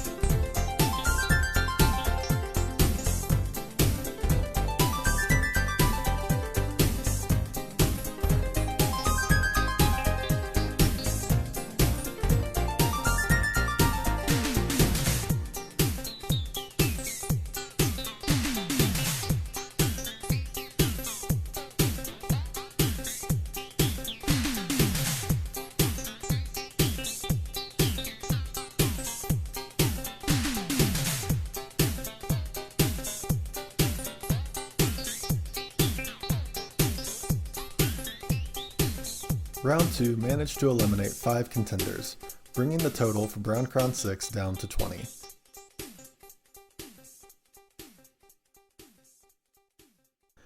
Round 3 was Descartes. It is a common theme in Brown level design to leave one or both sides below the build area for weights to drop infinitely and act as the primary method of generating motion for contraptions. Descartes was specifically designed to reduce that technique, which is often taken for granted. With a lower platform extending far to the left and the right of the build area, weight drops would have to be much more carefully crafted. This may not seem like a big deal to those unfamiliar with the game, but this level managed to eliminate nearly half of the remaining field. Those that managed to defeat this level did so with some creative weight drops, whether that be by utilizing the vertical space in the build area itself, carefully curating a weight drop that only needs a short fall from the build area to the lower platform, or by walking a weight all the way off the right side of the level. One of the most impressive designs from this round came from Ken75, who managed not only to solve the level, but obtain an especially difficult boomerang badge by bringing the gold piece back around the level and into the build area. It wasn't enough to earn the beer this round, but if you keep watching for the rest of the Brown Crown, I wouldn't worry about Ken getting thirsty.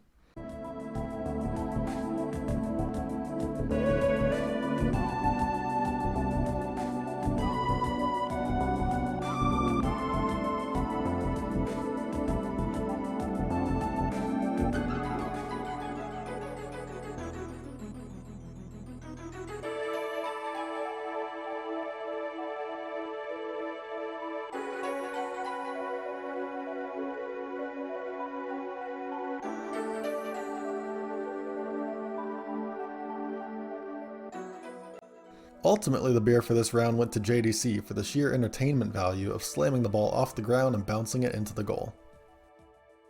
Round 3 booted 9 contraptioneers, leaving just 11 in the competition. Nearly all of them have already been showcased up to this point in the video, but there's another worth a highlight. This is Komi.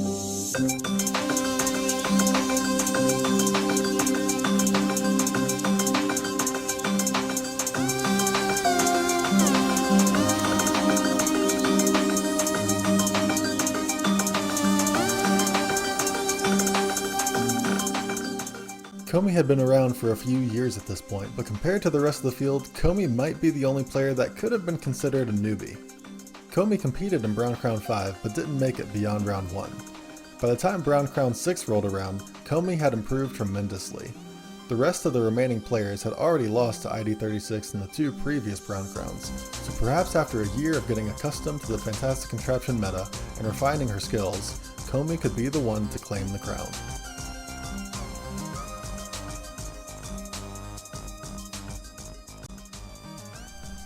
Round 4 was for Mott. The previous round, Descartes challenged the status quo of simple weight drops off the side of the build area. Vermont shook things up by forcing players to work within a stringent build area and around tight corners. It was unlike any level before it in a Brown Crown, and one that still stands out in the series to this day. Perhaps because of the peculiarity of the level, it eliminated over half of the remaining field. Of the players that managed to solve it, zhyrek, ID36, and Maxim used a similar method of dropping a small bridge into the lower section of the tunnel for the ball to roll across and into the goal.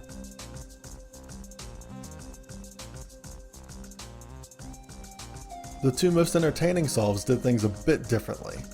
Komi snagged the ball in a basket, then dragged it up around the first corner until dropping the basket into the lower section of the tunnel. Once it dropped, the basket acted like a pulp to fling the ball into the goal. But the beer earning solve for this round came from Ken, and even after watching the design countless times, I'm still not sure I understand it.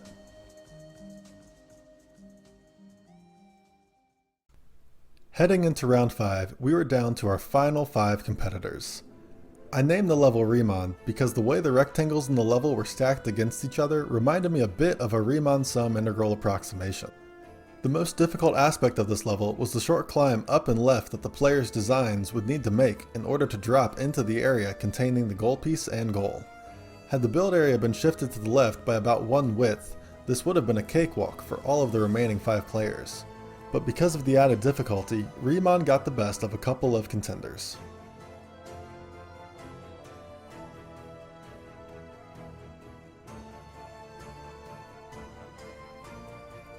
Once again, the beer for the round went to Ken. Sometimes I wonder if I have a bias to give Ken beers just because I like him, but I mean, look at this design. Ken utilizes a single mechanism that first acts as a bridge to poke the ball out of its starting position and bring it to the left. Then he throws this triangular weight that falls down onto the bridge's existing counterbalance. The added weight is enough for the stretchy joints of Fantastic Contraption to dislodge the secondary portion of the bridge, turning the primary section into a catapult that lifts the ball into the goal. Beautiful. So that brings us to our final 3 Contraptioneers for Brown Crown 6. Ken75 has been on an absolute tear in this competition, earning 3 of the 5 beers so far. But this is the 4th Brown Crown he's been a part of, and in each previous competition he had come up short. Always the bridesmaid, never the bride. In one of those previous competitions he had come up short to the behemoth that had emerged in the last couple of years, ID36, the previous back-to-back Brown Crown champion, looking to expand his dominance and make it a three-peat. And then there was Maxim, a bit of a wild card as he hadn't been around much in years, and this was the first Brown Crown he had ever entered. And even when Maxim did play all those years ago, his specialty was geared more towards creative displays of powered ingenuity than difficult brown solves. But it would all be decided with round 6, Dinalicia. Dinalicia are an extinct species of giant serpent, similar to modern day boas, and a big snake is exactly what would be needed to solve this level. Somehow players would need to force their designs to slither through the maze below the build area to drag the ball up around the entrance, then carry it back down, only to be lifted into the goal. And as it turned out, only one Contraptioneer was up for the challenge.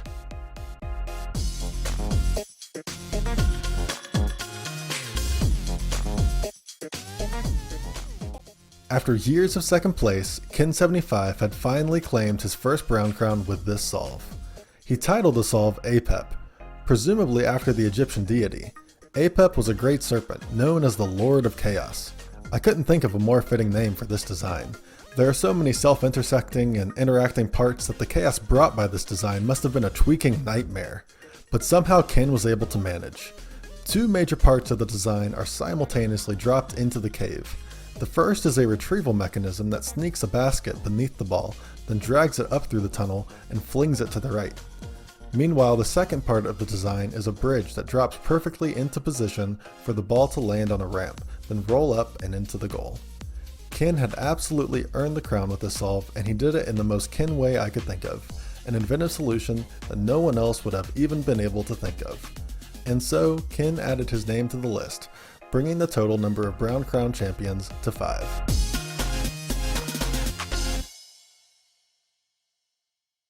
So, someone was finally able to put a stop to ID36's reign. Kin had put an end to what had appeared to be an unstoppable force, and after years of silver medals, Kin was finally on top. After 6 years of Brown Crowns, the competition had only grown in prestige, and when Brown Crown 7 rolled around, it ended up being the largest one yet, with 31 entrants, so it would be more difficult than ever for Kin to retain the crown. And for the first time ever, there were 3 Brown Crown champions, ID, Kin, and Ryan Bay, that would each be fighting to regain the title, along with plenty of other skilled players that would each be striving for a shot at the crown themselves. One of those players was Beatrix.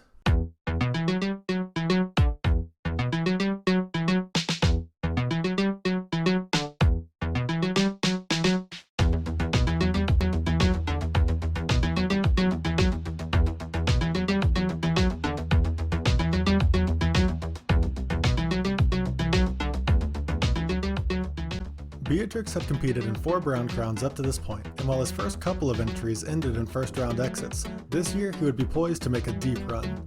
Beatrix had been around basically forever at this point, and for a long time he seemed like the type of player that was content with solving simple Brown levels, but never really advancing far beyond some basic pults and bridges.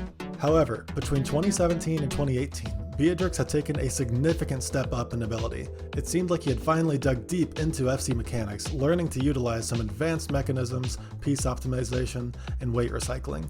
After all these years of early exits and sitting on the sidelines, Beatrix was prepared to show that he could hang with the big guns.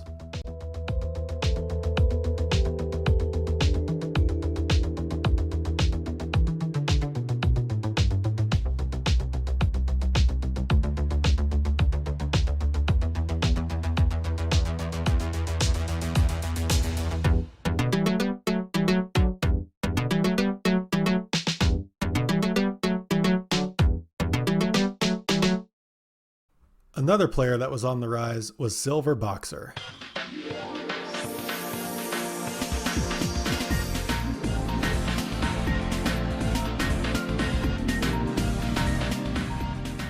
Like Beatrix, Silver had already competed in multiple Brown Crowns, and he had been an absolute force in Fantastic Contraption for years.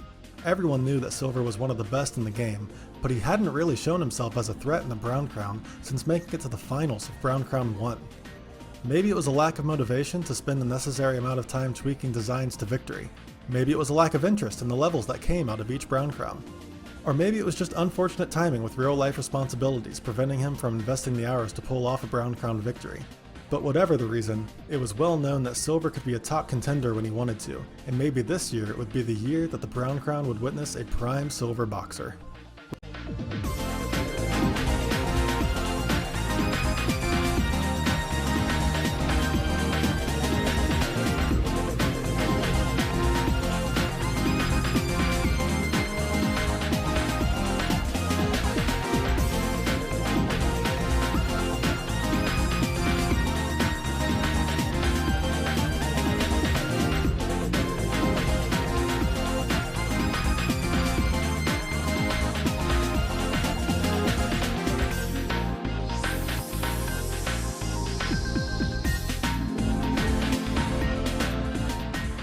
Round 1 was Sandcrawler.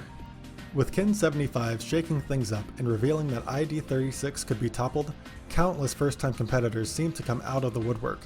That led to 31 entrants, the most in any Brown Crown up to this point.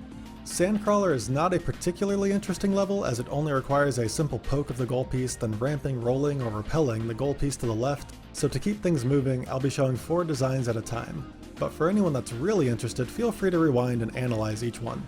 However, I will be highlighting the solves that stand out, like this 7-piece design from ID 36, that shows that even if he can bleed in brown battles, he's still the king of minimalism, even if Compscure, Doinkster, Silver, and zhyrek did come close with 9, 10, and 11-piece solutions.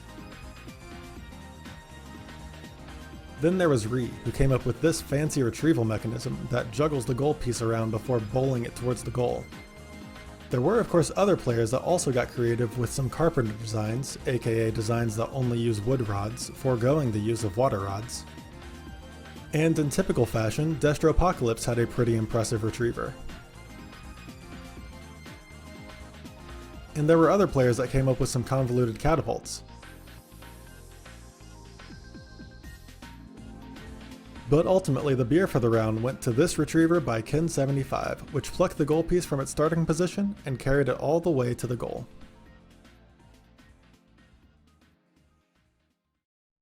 Round 2 was V4XD Ski. The especially astute viewers will recognize the level name as a reference to a specific type of speeder in the Star Wars universe, most notably used by the Resistance in their battle against the First Order on the planet of Crate.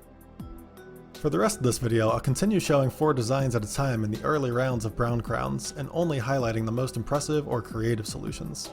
One of which for this round came from Komi, who achieved the fastest solve, with a design clocking in at just 141 ticks. Doinkster nearly managed the most efficient solution with a 10-piece design, but he was bested by Brainet, who managed to do it in just 9. It seems Doinkster forgot one of the most critical rules of minimalism: double digits equals shaky ground.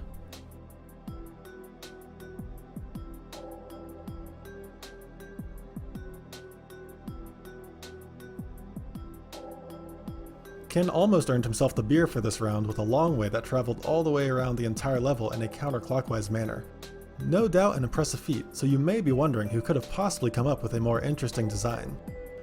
Well, the answer to that would be ID36, who submitted this blue design, blue here meaning that it only used water rods. Remember, water rods can't interact with the goal piece, so ID36 had to juggle the ball and rectangle left in the level as either an obstacle or scenery, and use these to maneuver the ball into the goal.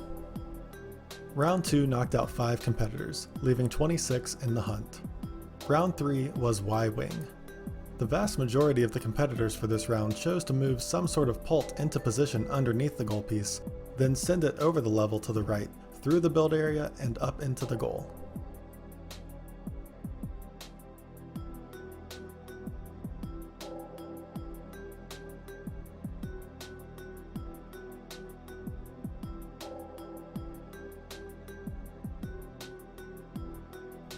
Only 2 contraptioneers, Doinkster and Guns Jammed, chose to push the ball off to the left, letting it fall onto a bridge that they built underneath the level, then throwing the ball through the build area and into the goal. Beatrix fashioned a wooden wheel that functioned both to move the launching mechanism into position on the left and unfold a ramp for the ball that would catch it on the right. It followed a similar convention as a lot of the other designs that flung the ball over the top, but at least he added a little flair.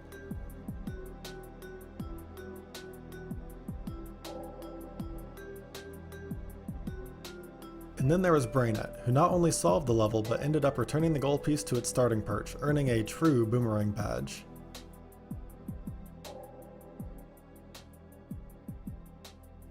However, the beer for this round would once again go to ID36 for this ultimate long way. ID manages to loop the goal piece around the level essentially 1.5 times before bringing it into the build area and popping it into the goal.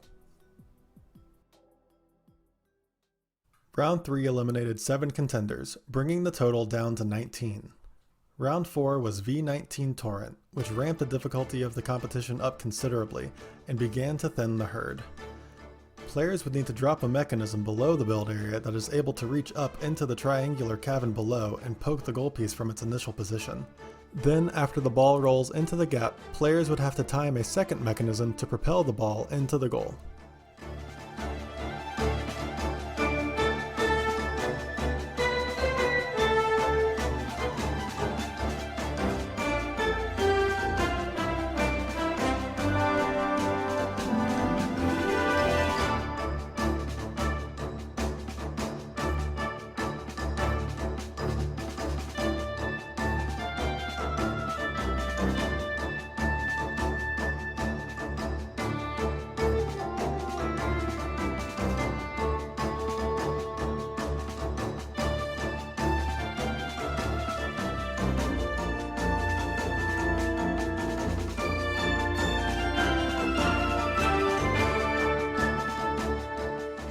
ID36 was the only contraptioneer that managed to achieve the Champion badge, which is bestowed upon designs that would bring the gold piece to the goal and keep it there forever. While every other player pulted the ball into the goal, momentarily achieving victory, only ID was able to champ the level.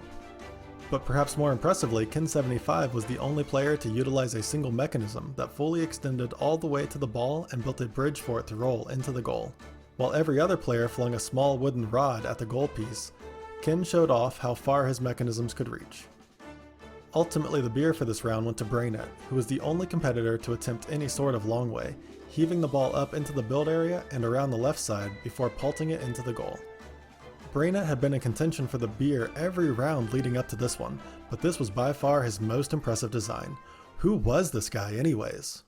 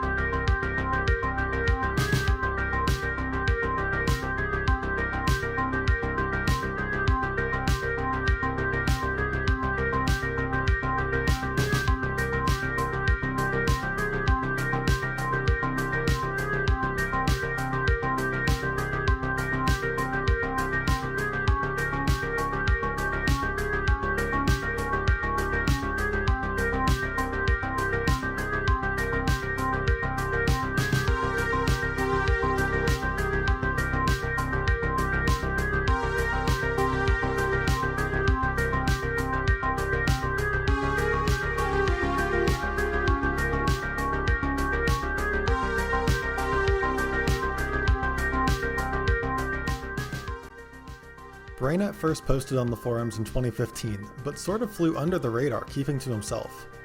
However, he exploded onto the scene out of nowhere in 2018 by first posting some impressive solves on the Mean and Green Shuffle, then by putting himself in the top 10 of Brown Crown 7, surpassing many other talented contraptioneers. Brainet had improved incredibly quickly. It's possible he had been silently studying the Brown meta for years, but as far as I can tell, Brainet's first foray into taking down difficult levels was this experience in the Brown Crown, and his simultaneous assault on the Mean and Green Shuffle. It was official. For the first time in years, Fantastic Contraption had a new top contender. Unfortunately, Brainet wouldn't get a shot at the crown in 2018, and neither would anyone else. I go into most Brown Crowns with the majority of the levels already made and planned out. However, partly because I hadn't gotten around to doing that, but much more due to circumstances in my personal life, I ended up taking an unintentional year-long hiatus from Fantastic Contraption in the middle of Brown Crown 7. It wasn't fair to the players who had put in a lot of work up to this point in the competition, but I left them hanging. When I returned to the game the following year and apologized for my absence, I was shocked to see that though they were disappointed in the disruption, the competitors were gracious towards my mistake, glad to see me back, but most importantly, they wanted Brown Crown 7 to continue. So after over a year-long break, the competition continued with Round 5, the Falcon. It was clear my level-making skills and ability to adequately test levels and gauge their difficulty had diminished in my absence, because none of the remaining 10 players submitted a solve for Round 5, which was just the second time that had happened in the history of the Brown Crown. Round 5's replacement level was Star Destroyer. This was considerably easier than the Falcon, but it would still be more difficult than Round 4. Players would have to drop their mechanisms through the small port in the bottom of the ship, then find a way to dislodge the ball from its starting spot, made more difficult by small bumps on either side of the ball, preventing it from easily rolling off. An added difficulty was delaying a weight drop. After retrieving the ball, players would need to fling the ball up into the ship and into the goal. Take ID36's design for example. It's not easy to view through the blue spaghetti, but this weight is trying to drop through the hole, but it is attached to the small rod, which is pushing another rod into the left side of the ship's interior, with a third rod pushing against the right wall. The friction created by all of this pushing effectively acts as a timer, while the joints against the wall slowly slide upward until the weight is able to slip through the hole, activating the catapult that it's attached to. But ultimately, the beer for this round went to Beatrix, who kept things simple with an internal weight drop.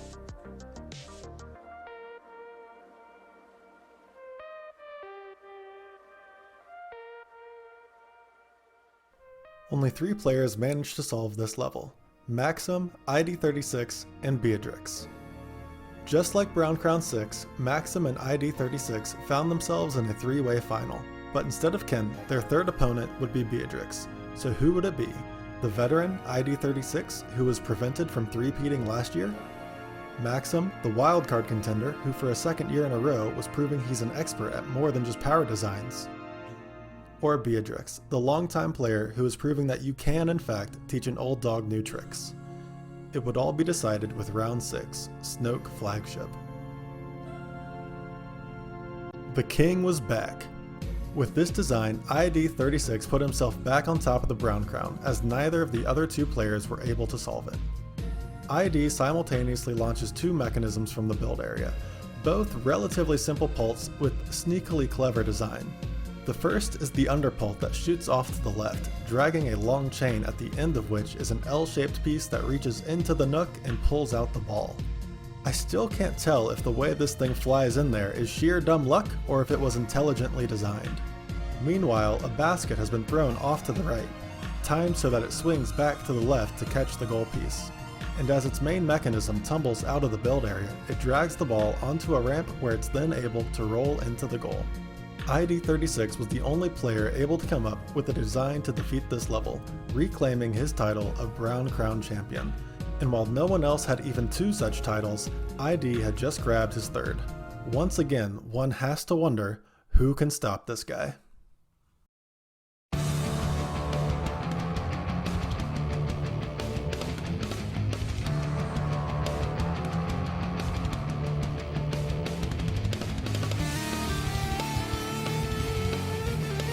What is that? What? Turn that thing off! I can't hear you over the sound of these sick designs. Ugh, it's not just a phase, Mom. It's not Polybridge, and no, it's not the Incredible Machine. It's Fantastic Contraption. And more importantly, it's Camaro 9.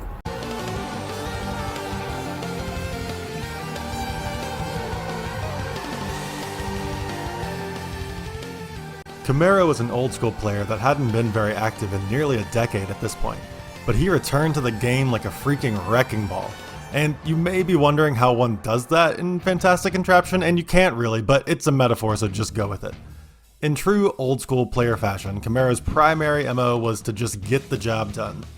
It wasn't always pretty, and it often required some brute force, but Camaro knew how to bang his head against the wall until he broke through and found success. I know I'm speaking about Camaro as if he isn't one to appreciate the finer things in FC, but he could also create some pretty nifty mechanisms. He was a notable proponent of a scissor lift extender that sort of mimics a real-world scissor lift vehicle. Given his versatile skill set and persistent nature, but also how long he'd been absent from the game, I was curious to see just how much Camaro could keep up as we moved into Brown Crown 8.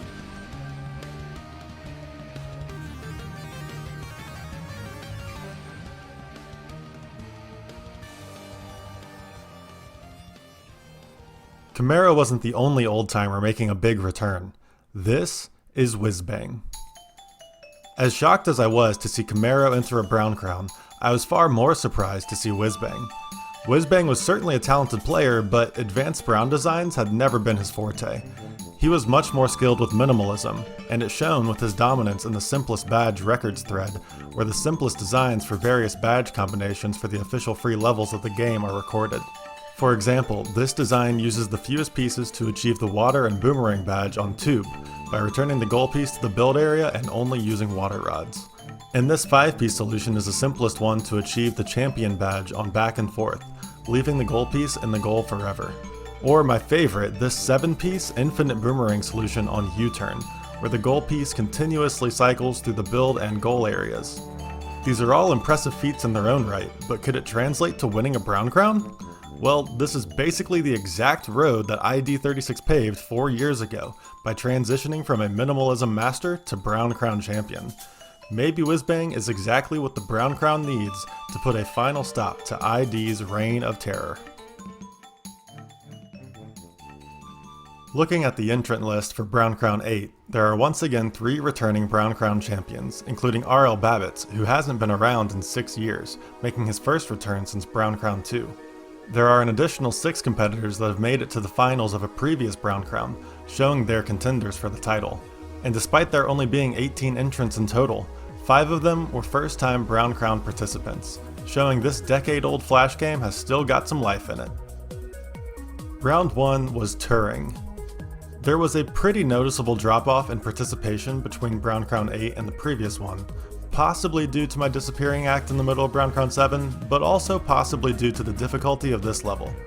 It's not particularly hard, but the size of the gold piece could create a few complications.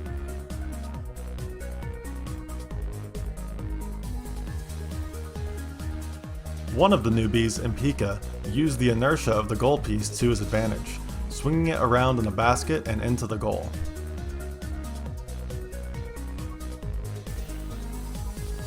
After retrieving the ball from its starting perch, most other players opted to roll the ball into the goal with some form of hanging bridge, although RL Babbitts mimicked Empika with the swinging basket approach.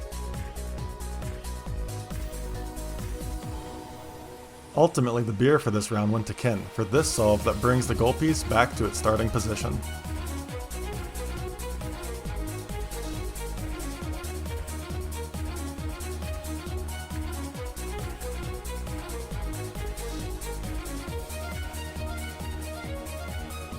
Round 2 was Hopper. This impressive design from ID36 uses a single mechanism, initially to retrieve the ball, then fling it into the goal. It's always interesting how players choose to name their designs. You'll notice a common convention of players adding BC into the names. That may be because their design is part of a Brown Crown, but outside of these competitions, it's still a fairly popular additive. It most typically stands for Brown Champion, aka 2 badges that somehow garnered prestige in the early days of Fantastic Contraption, and now the BC convention continues to this day. This design from Whizbang takes full advantage of the stretchy joints of Fantastic Contraption. After initially unfolding, certain joints within the design stress and begin to separate. Additionally, the anchor of the design partially phases into the ground. As the game attempts to correct these minor glitches, Whizbang's design rises up to poke out the ball. This won't be the last time we see Whizbang cleverly utilize a mechanic like this to his advantage. Most players found some way to poke the goal piece out of its starting spot, then either catch it in a basket or just throw it straight up to the goal area. You'll notice this solve from zhyrek is the only design to contain wheels.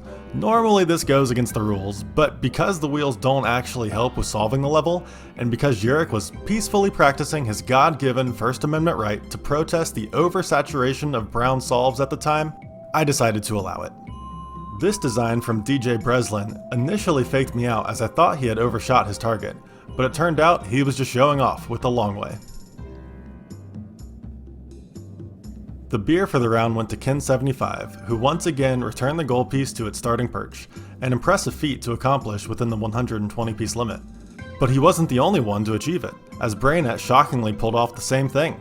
I loved each design so much that for the first time in Brown Crown history, I awarded 2 beers. Round 2 knocked out 4 players, bringing the total to 14. Round 3 was Bengio. Competitors would need to find a way to reach into the box containing the ball, then pull, pult, or pop it up and into the goal. While it's not the most difficult level in the world, it's a pretty big step up from round 2, so I expected at least a few contenders to drop from the field. Most players opted to launch a bridge over the middle wall, then have it swing underneath the ball to grab it from its starting position, and as the ball rolled left, they pulled the bridge up, throwing the ball into the goal. However, instead of pulling up the entire bridge, a few players chose to fling a basket over the wall that would end up hanging near the edge of the bridge for the ball to roll onto. Most of the designs from this round ended up looking pretty similar. It's difficult to tell whether that's because the level was fairly straightforward or fairly difficult, necessitating a streamlined method of solving that each player would need to find in order to succeed. One player that did manage to stand out and earn the beer in doing so was Ken75. His bridge was not too dissimilar from the other players, but his lifting mechanism was unique.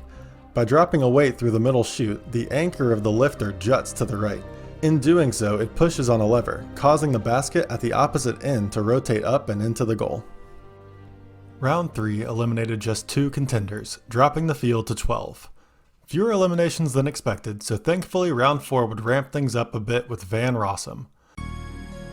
The level layout may appear unsuspectingly benign, especially given that the goal piece is sitting directly adjacent to the goal, but there's enough here to make the level pretty challenging.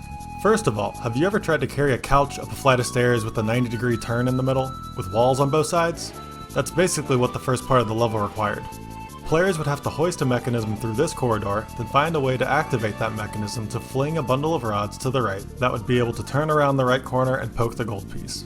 There were quite a few creative methods of tackling this problem. Ken75 turned a long rod into a catapult that flung an L-shaped mechanism to the right, which hung on the corner and swung into the gold piece.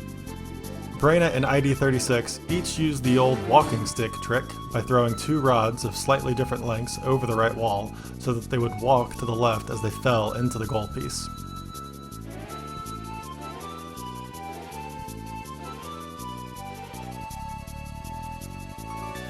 Whizbang showed off his minimalism skills with this 52-piece design, recycling the weight that lifts the catapult into place and reusing it to activate the pulp.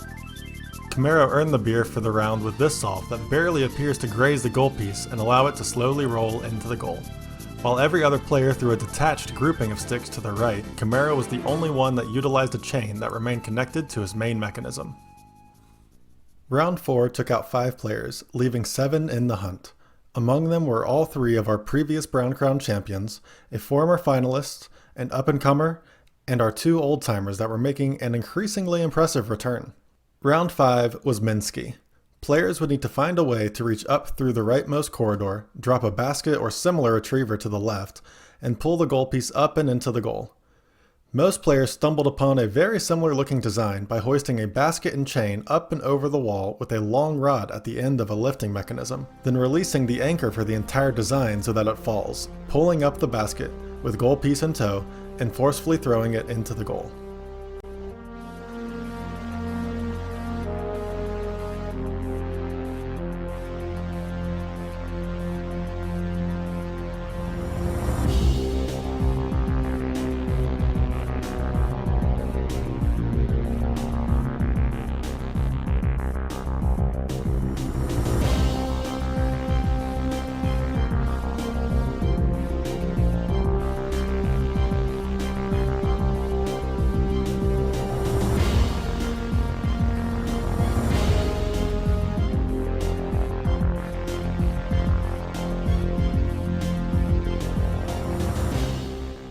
Camaro was the only player that didn't attempt a graceful lift up through the right corridor, as he instead opted for an obnoxiously long chain, an unnecessarily aggressive chuck, and maximum chaos, which ultimately earned him the beer for this round.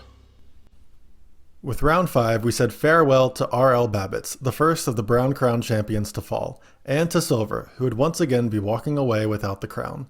I don't want to spoil anything for the next couple of rounds, but I suggest you buckle up and get used to seeing these 5 names.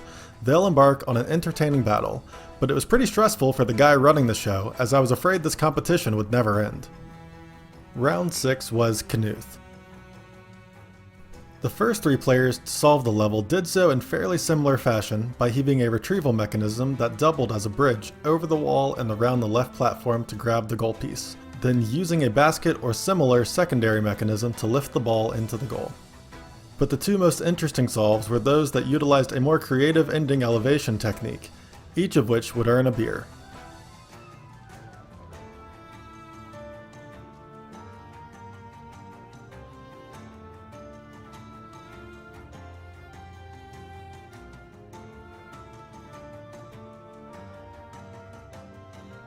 Camaro attached a lever to the end of his bridge for the goal piece to roll onto. Then he pulled that lever to the right, rotating it around for the goal piece to neatly land in the goal.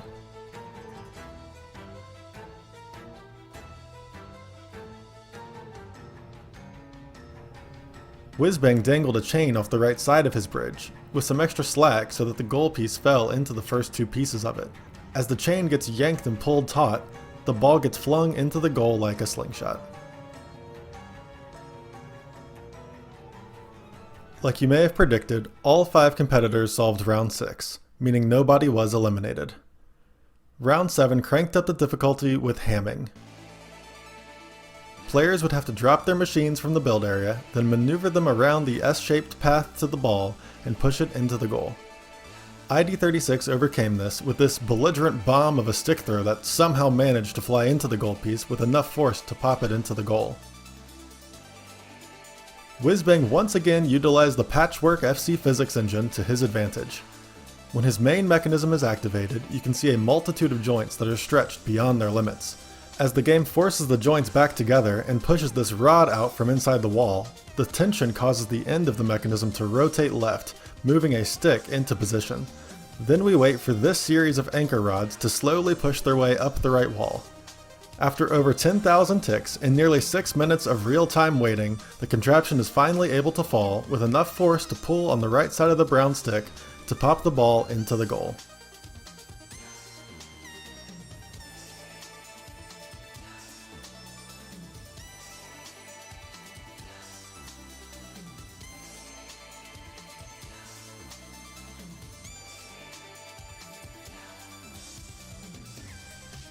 The beer for this round went to Camaro, who came up with a series of pulleys reminiscent of Guns Jam's Gone Fishing from Brown Crown 2, to rotate a lifter into place that sits below the goal ball. When the contraption's anchor falls, it pops the lifter up into the ball so that it flies into the goal.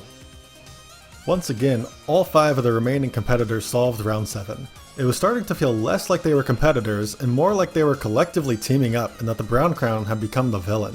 So when they all moved into round 8, things ramped up considerably, with sass and wrath. It's possible I overcorrected by giving them this level, because even with a generous timeline extension, no players managed to solve, meaning they would instead face its replacement level, Straustrup. I'll be honest, I created this level not expecting anyone to solve it, but I basically had to do that at this point because these final 5 just wouldn't quit.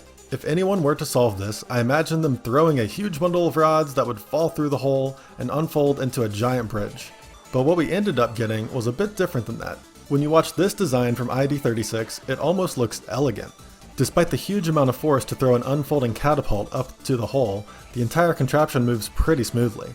Then the weight for the secondary pult falls in a way that creates a graceful finish, and this earned ID36 the beer for the round. But he wasn't the only one. Camara's design was basically the opposite of ID's. This thing is violent. And instead of a graceful finale, Camaro drops his primary pult, activating his remote pult in such a way that it smacks against the ceiling, causing the end of the pult to rotate all the way around and slam the ball into itself, so that it bounces into the goal. Obviously, this design was also beer-worthy. ID and Camaro were the only ones that were able to pull off a solve for Straustrup, meaning we would be headed into round 9 with a head-to-head matchup, something we hadn't seen since Doinkster and Airbear Bunch battled in Brown Crown 3. The initial level for round 9 was Lovelace, but I should have known this was basically impossible as it obviously went unsolved. It has continued to go unsolved to this day, but I'll touch on that later. ID and Camaro were both great contraptioneers, but I'll be honest, this felt a bit like a David and Goliath story. I mean, ID36 won the Brown Crown 3 out of the last 4 years. He had been preparing for this moment in a way that made him seem almost destined for it. And then there was Camaro. By all means, he deserved his spot here in the finals, but truthfully, he had already far exceeded my expectations. I mean, he had been basically absent from the game for almost a decade, and his designs from this competition so far had embraced a sort of redneck get-her-done attitude. It was tough to believe he'd be able to take down ID. So who would it be? The Goliath ID continuing his dynasty, or the underdog Camaro, who had shocked everyone with this return from retirement? It would all be decided with round 9's replacement level, Von Neumann.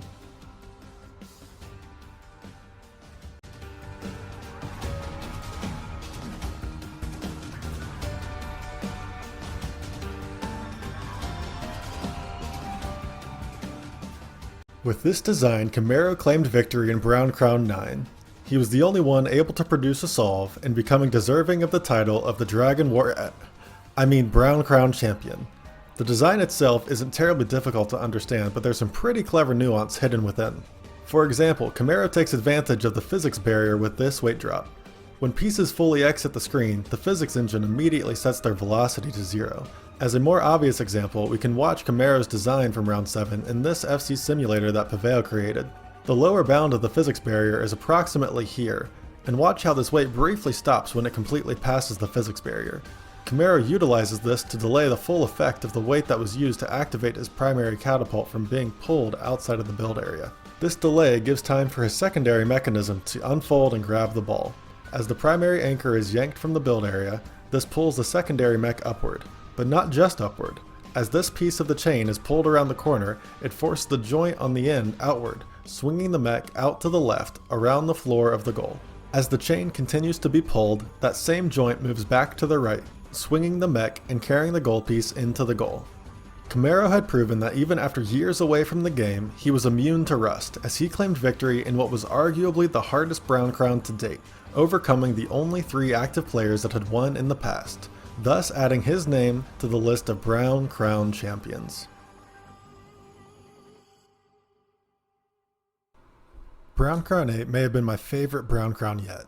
I was pretty proud of the levels that were showcased and quite impressed by the solves that emerged. But perhaps the most surprising and entertaining emergence was that of Camaro, who made a triumphant return to Fantastic Contraption. With the success of Brown Crown 8, I couldn't wait to see what was in store for Brown Crown 9! What on earth? Where did that even come from? Brown Crown 9! Okay, seriously, someone tell me what's going on. It feels like someone is hijacking my video. Can you guys still hear me? Brown Crown 9! Oh, you're my best friend, and it's time to transcend. Brown Crown 9! Got the soul for FC Pros. We will choose Camaro. You team us me, I'll team us you. Brown Crown 9. Gotta solve them all. Gotta solve them all. Brown Crown 9. So yeah, that was my little promo song that I made for Brown Crown 9. Pretty dumb, but I think the FC gang got a kick out of it. It was well worth it too, because it helped create the biggest Brown Crown yet with 36 entrants. And for a competition whose promo was a parody of the Pokemon theme song, it was fitting that the new kid on the rise was a teenager who had once gone as Mustache Pikachu, better known now as Empika.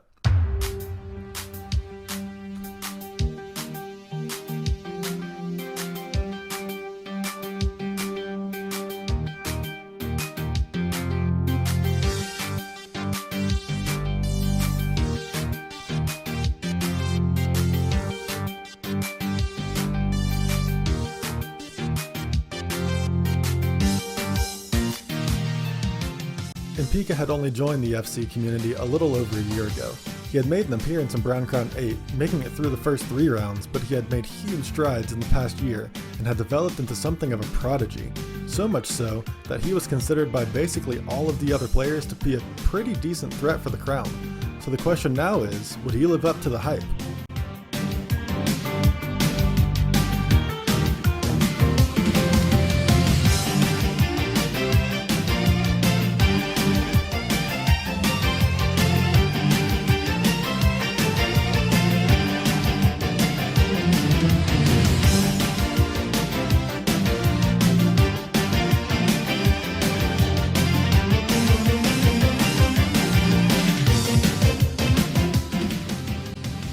Along with some newbies like Empika, there were once again some returning old heads, including the rusty trombone himself, Thicktip.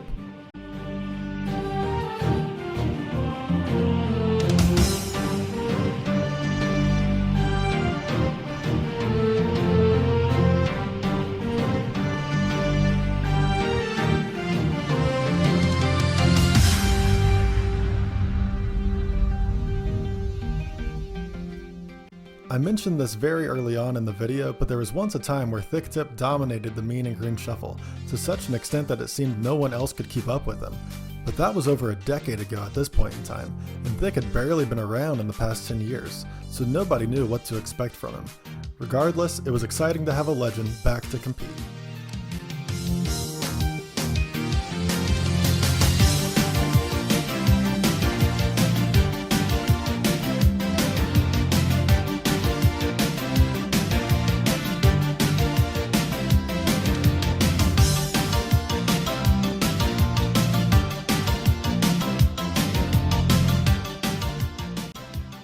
Brown Crown 9 was the largest Brown Crown to date with 36 entrants, and it was stacked. 5 of the 6 Brown Crown champions were backed, with the only one missing being Air Bear Bunch. Admittedly, Ryan Bay was only back because I begged him to return, but I was still psyched to see him around. I know I had just said Brown Crown 8 was the most competitive Brown Crown, but this year would be even more cutthroat, and it felt impossible to predict who would win. Round 1 was Clive Staples. I've talked at length about many of these players, but while these designs play out, here's a summary of the field. There were a baker's dozen FCers that were making their Brown Crown debut. These 13 represented the most first-time entrants since the inception of the Brown Crown, proving that this old game isn't going anywhere yet. Some of these names were players that had been around for years, like Speed Demon and Keza, but there were also a handful of brand new names I had never seen before. Rounding out the newbies, Abby managed a round 1 long way, an impressive start for a first-time competitor.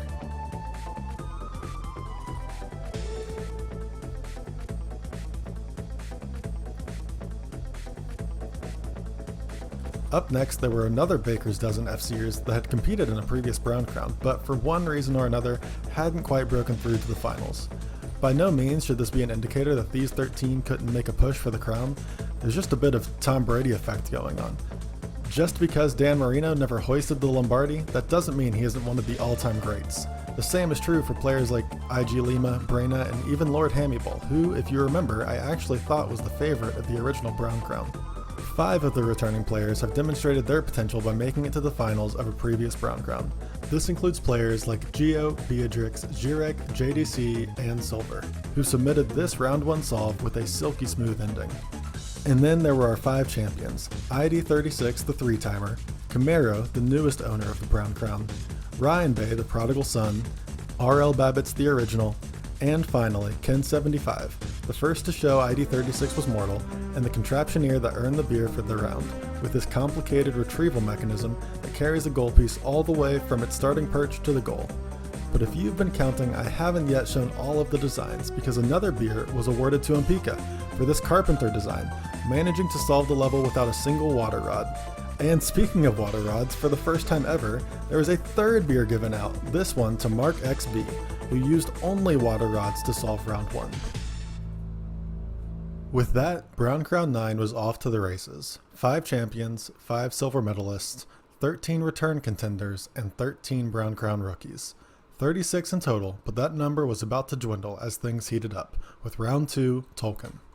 The Fellowship of FC began to erode, as this level proved too difficult for quite a few players. The level showcased 2 towers, one holding the build and goal areas, one holding the goal piece. Abby impressed with yet another long way, showcasing a dual underbridge design that pulls the ball up from the left side of the goal area. Naturally, she wasn't the only one with the long way, lest we forget that Brian Pieman 3.1415 in this year's competition with his signature underpull. Rounding out the long ways is Camaro's design, which utilized a long underbridge and creative catapult for the ending. Most of the other players followed a similar path. Find some method of poking the ball from the right to fall out the hole in the tower, then catch it in a bridge or basket and pull it up into the goal.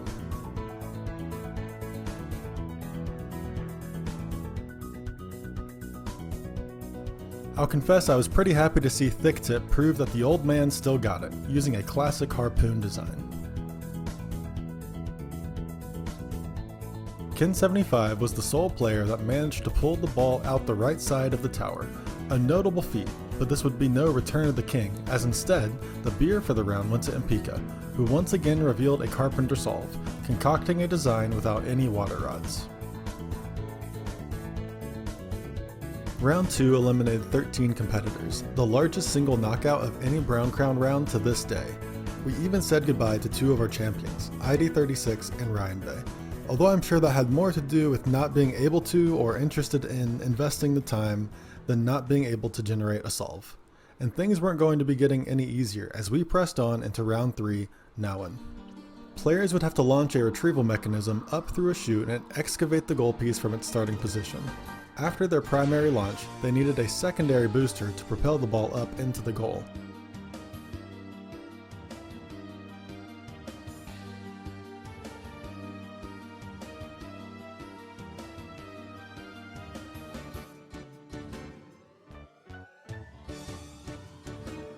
There were a number of interesting ways that players solved this level, but one of my favorites is this advanced harpoon technique from Camaro. I won't blame you for rewinding and watching this one in slow motion just to see how the tertiary arm unfolds to launch the basket. But as much as I like this design, there is one that I found even more satisfying, which is why the beer for the round went to jdccdj. It's hard to even describe why, but this design just has some swagger in how it drives its initial retrieval upwards. But once again, I doubled down on beers, because Noja actually managed a carpenter design for this level. A combination of excellent timing and balance allows their initial retriever to completely dislodge while ripping the ball from the top and into the secondary lifter, which swings out from under the wall and gracefully elevates the ball into the goal. But seriously? Carpenter? From Noja? Not only was Noja new to the Brown Crown, they were new to the FC community entirely. Where'd they even come from? Noja's emergence, especially with their Carpenter design in round 3, caused quite a stir among the OGs of FC. A bit of a conspiracy that Noja was an alt account of an established player began brewing. Just look at some of these messages. People were throwing out names like it was 17th century Salem. From ID36 to Thick Tip to Comey, it was even suggested that I was using the Noja pseudonym as a way to compete. At this point in 2021, Fantastic Contraption was nearly 13 years old, so it was rare for new players to join and display such advanced skills. All that Noja had really communicated was that they had played as a young kid and had recently searched Fantastic Contraption speedrun on YouTube until they found their way to our corner of the internet. Ultimately, Noja would prove not to be an alt account, but they would prove to eventually become a dominant FCer.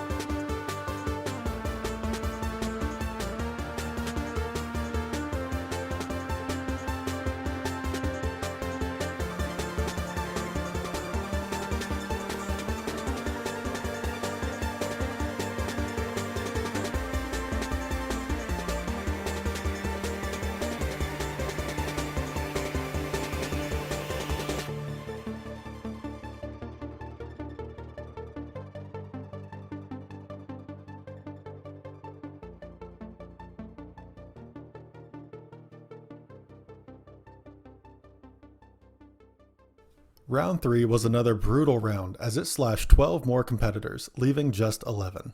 Round 4 ramped things up even more with Cormac.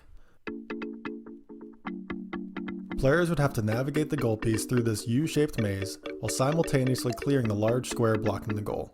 Shoving that square is a surprisingly tricky task as the tunnel prevents it from being thrown upward. Instead, players had to find a method to push the square directly to the right, overcoming a lot of friction to ultimately position the square to the right of the tunnel's entrance. Each player then used the square for the ball to rebound to the left after navigating through the U-shaped maze. There was quite a bit of variety in the types of solves submitted, especially in how players opted to chuck the ball over the final wall on the right. Some, like RL Babbitts and Geo, chose to reach over the top of the initial left wall, dropping a pulting mechanism into the hole. Others, like Empika and JDC, reached a long rod through the ghost piece underneath the wall to lift the ball for its final ascension.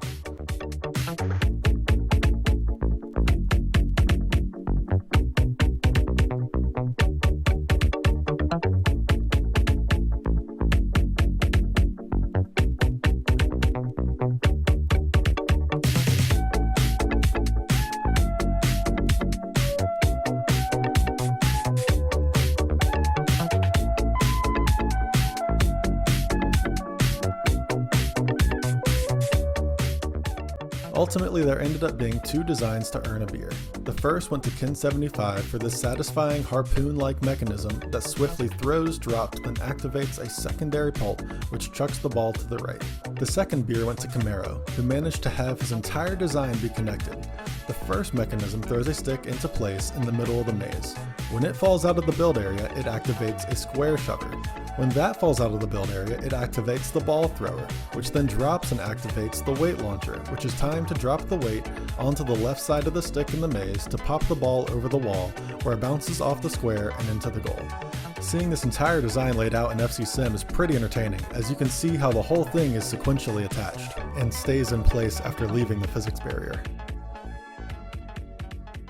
With round 4, we said goodbye to 3 contraptioneers, leaving our Elite 8. But from these 8, 2 more would elevate themselves even further in round 5, Lowry.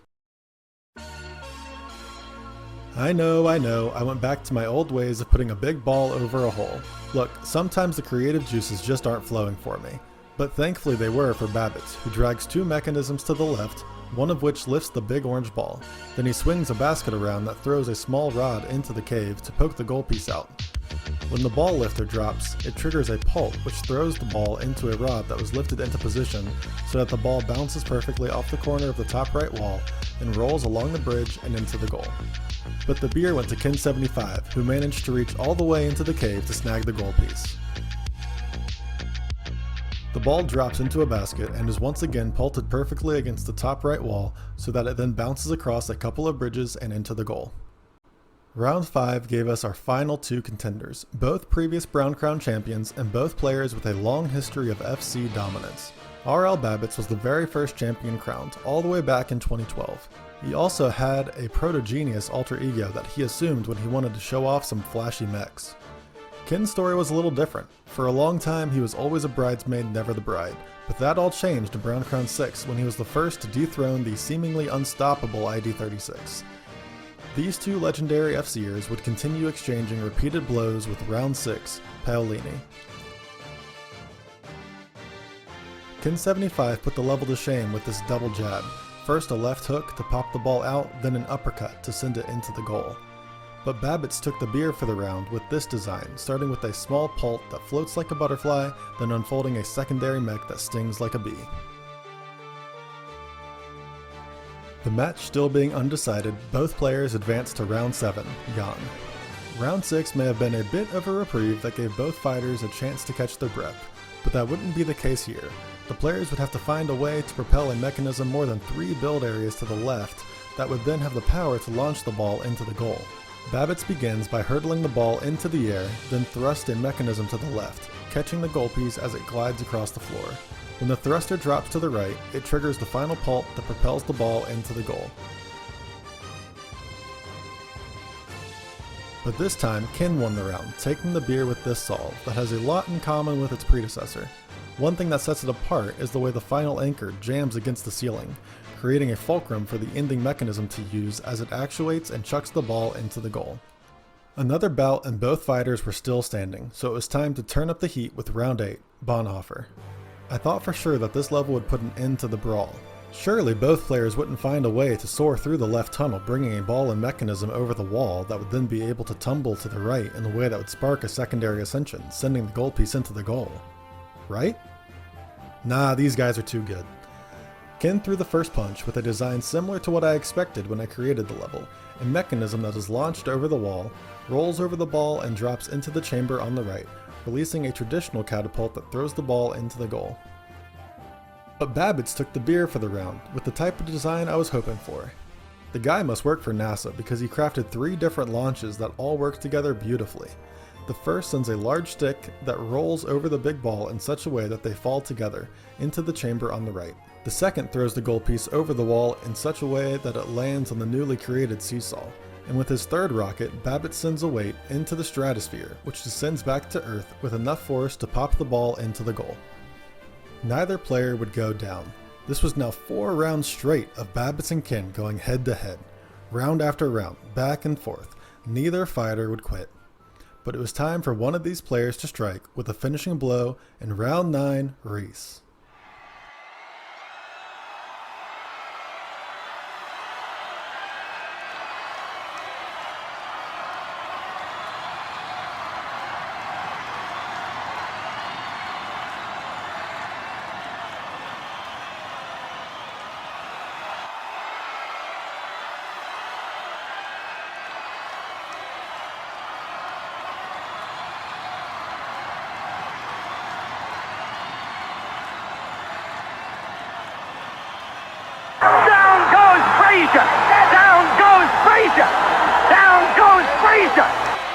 Kin had fallen, and Babbitts was left standing when he submitted this solve. As the design starts, so many different things happen at once. A bridge unfolds to the left, a catapult extends to the right, then after these are out of the way, a basket emerges that fires a stick into the goal piece. The ball falls all the way down to a catapult which is actuated by the initial basket thrower. Meanwhile, a small secondary pult has been flung around, sitting on the middle platform which pops the ball onto the upper left platform. Finally, the ball drops onto the bridge and rolls into the goal. With this design, Babbitts proved that his Brown Crown 1 title was no fluke. The prestige and competitiveness of the Brown Crown had grown tremendously since 2012, but Babbitts was still here fighting as he once again added his name to the list, joining jd36 as the only other FC'er to be a multi-time Brown Crown champion.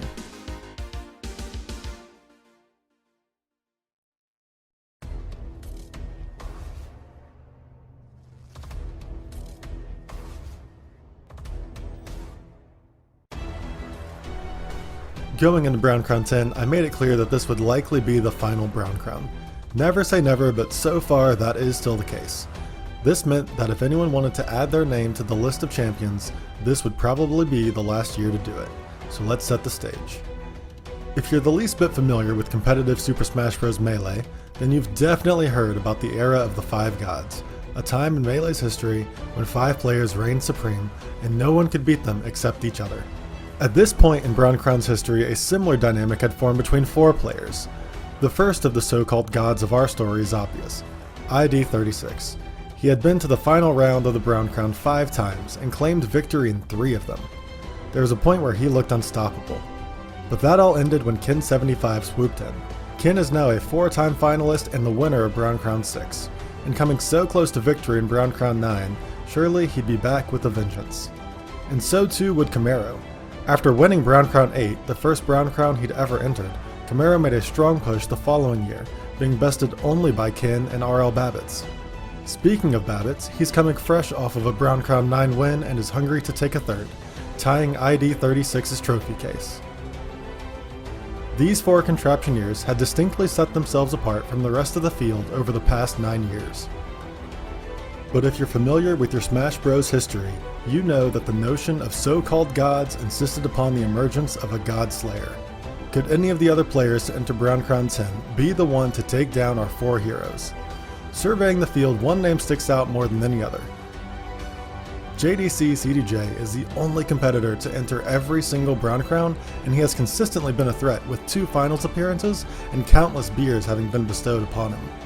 Maxim and Zhyrek round out the old guard of FC, as each also have 2 finals appearances under the belt. Both have been around since the early days of FC, and both remain strong contenders. On the flip side of that, there are the 2 prodigies of 2022, Empika and Noja. 2 teenagers who had stunned us old-timers when they had burst onto the scene. From 2020 through 2022, Empika had been relentlessly playing Fantastic Contraption, beating every difficult level that was put in front of him. Meanwhile, Noja had proven that they were in fact a real person, not just an alt account, and had been going on a similar rampage through FC's player levels. These are the 25 entrants for Brown Crown 10, so who would rise and be victorious, God or God Slayer? It all kicked off with round 1, Heath. Players would have to poke the goal piece from its starting perch, then choose one of 2 paths. The easy path to the left went through the build area to the underside of the level, where players could build a simple bridge or pult to achieve victory. The road less traveled was the one to the right, a pseudo-long way as a technically more difficult traversal, requiring players to build some sort of extender that could reach over and catch the goal piece. Zhyrek made things interesting by using the goal piece to trigger the second weight drop. Many players tried to be as efficient as possible, with many solves using less than 30 or even less than 20 pieces, but Empika won the least piece battle with this 16-piece design. As you can see, most players opted for the simple path, and there's no shame in that. Making things more difficult than necessary is not required to win a Brown Crown. All that's required is that you just keep solving. Hammyball crafted this impressive carpenter design, but he wasn't the only one, as Maxim joined him on the waterless train. Yet somehow neither of these players took home the beer, as that would go to Noja, who created this water design. The only dynamic piece in the level is this small square, so Noja has to first snag it off the ledge so that it pulls the ball to the right, then fling the square through the right hole so that it lands on an extender that's been held in place. As the ball follows the square through the hole, Noja shows off some juggling skills and tosses the ball to the goal. But wait, what's this? Another solve from Noja? That's right, for the first time ever, I chose to award 2 beers to a single player, when Noja submitted this solve that... Wait, I guess it didn't solve? Never mind, I must have made a mistake. Psych! Noja takes advantage of FC's stretchy joints by connecting these 2 rods to a dangling weight. As the game corrects the joints being out of place, the weight swings and overcorrects, causing the joints to be out of place the other way. This unique technique is a nifty method of creating infinite back and forth motion in Fantastic Contraption. Noja utilizes this to repeatedly lift the ball, allowing it to loop around the middle platform. It takes a while to generate a solve, as we have to wait for the ball to slowly nudge this wood piece down the ramp so that it can be used to bounce into the goal, crafting what may be the most convoluted long way in FC's history.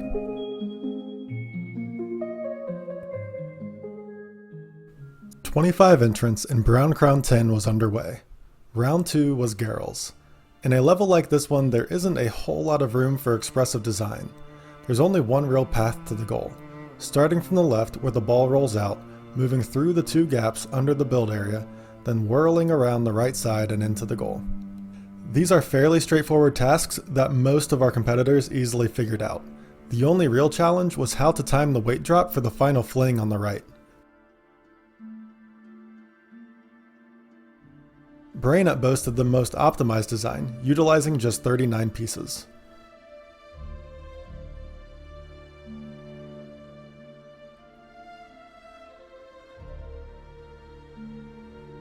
Theoretically, the level is possible to solve with just water rods by using the orange ball on the upper left to bounce the goal piece through the gaps and around the right, but realistically this is most likely impossible to do within the 120 piece limit of FC. But still, we got some cool solves like this Winding Arm from Kin75, whose fulcrum doesn't require a hanging chain, and is instead anchored within the build area. But ultimately the beer for the round went to Keza Atkin for this series of bridges that land the ball in a basket where it waits for a bouncing weight to drop and sling the ball into the goal. Round 2 eliminated 6 competitors, including jdccdj, who can claim the sole title of having entered every single Brown Crown. This brought the total remaining down to 19. Round 3 was Baxter. Baxter looks deceivingly simple as the goal piece is already nearly touching the goal. All the players had to do was pop it up with the lightest of touches. The most common method in which contraptioneers accomplished this was to toss a pult over the upper wall, which would hang from a chain, then swiftly maneuver around the bottom wall without getting hung up on the floor and rotate around into the goal.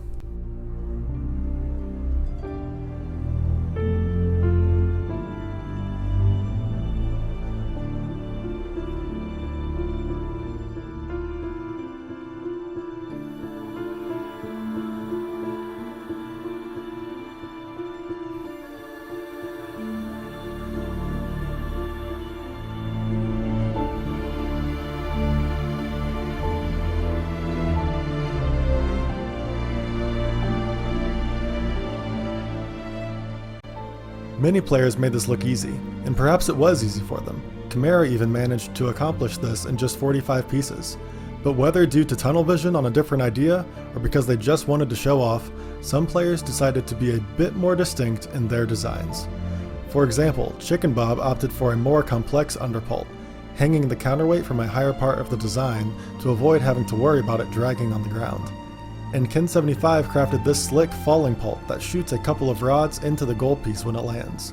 And Silver attempted the same, but the process he took to achieve it looks a little more painful as the lifting mechanism struggled to do its job.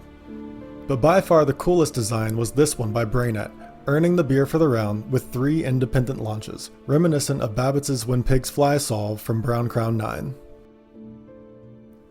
Round 3 knocked out 4 FCers, bringing the total to 15, with all 4 of the gods still standing and 11 contraptioneers hoping to play the role of Godslayer. Round 4 was Thielen. Players would have to zig the ball up through this slanted vertical tunnel, then zag to the right and find a way to pop the ball into the goal. Some contraptionistas managed to do this with brute force, slamming the ball into a ramp for it to bounce its way up into the goal. This was by far the most common idea, but there was a bit of diversity in how players achieved their bounce. Some threw a standalone ramp to the top platform all the way from the left, while others hung their ramp on a rope and swung it around from the right side. Instead of a standalone ramp, Mark XB actually created a cute swing set for the ball to land onto and loop around up to the goal.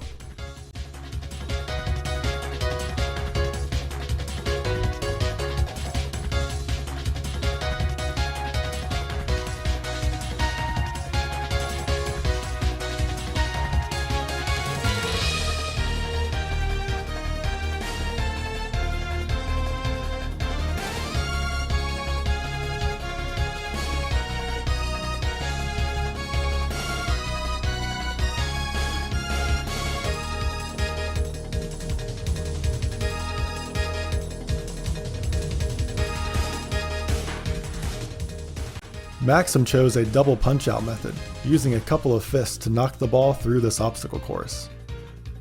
Yet still other players opted for an even more unique design by choosing to swing a small platform around the right side, then once the ball made its way up there, yanking the platform back down and throwing the ball into the goal. But the beer for the round went to Camaro, who managed to drag an unfolding extender mechanism to the right side of the level that gracefully raises and elevates the ball into the goal where it stays forever, the only design that earned the champion badge. Despite its difficulty, Round 4 eliminated just 3 FCers, including the first of the gods to fall, as we said goodbye to ID 36. But Round 5 would speed up the pace of the competition and reveal the true contenders for the final crown with this doozy of a level, Radford. Once again, the ball is placed somewhat close to the goal, but just getting to it would be a significant challenge. This design from Lord Hammyball that just barely fails to solve is the closest he was able to get, leaving him just outside of our final 4. Designs like this often go unnoticed, but with just a few more hours of tweaking, we may have seen Hammyball in the finals.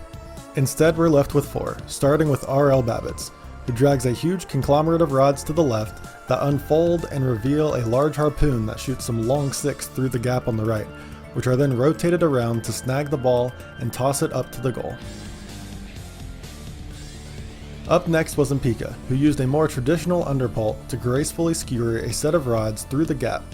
As the main pult falls, those rods rotate around and the basket on the end scoops the ball to the goal.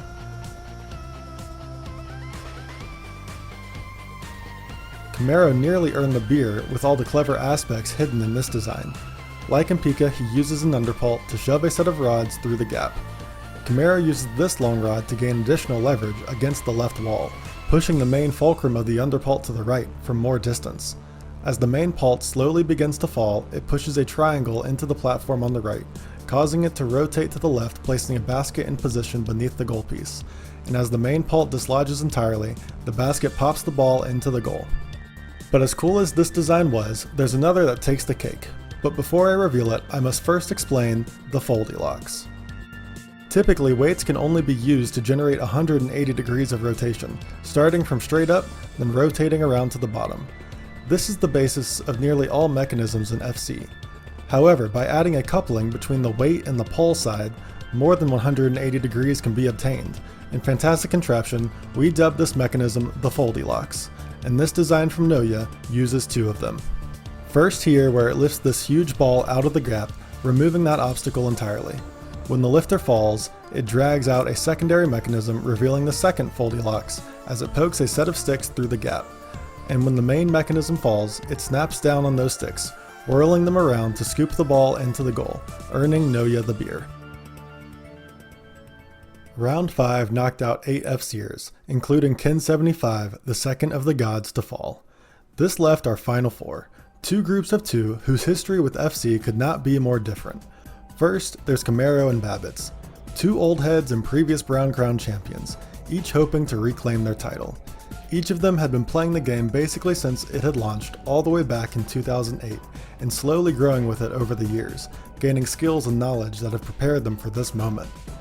Then there's Noja and Empika. They may have played many years ago, but had only recently stumbled upon the advanced FC community.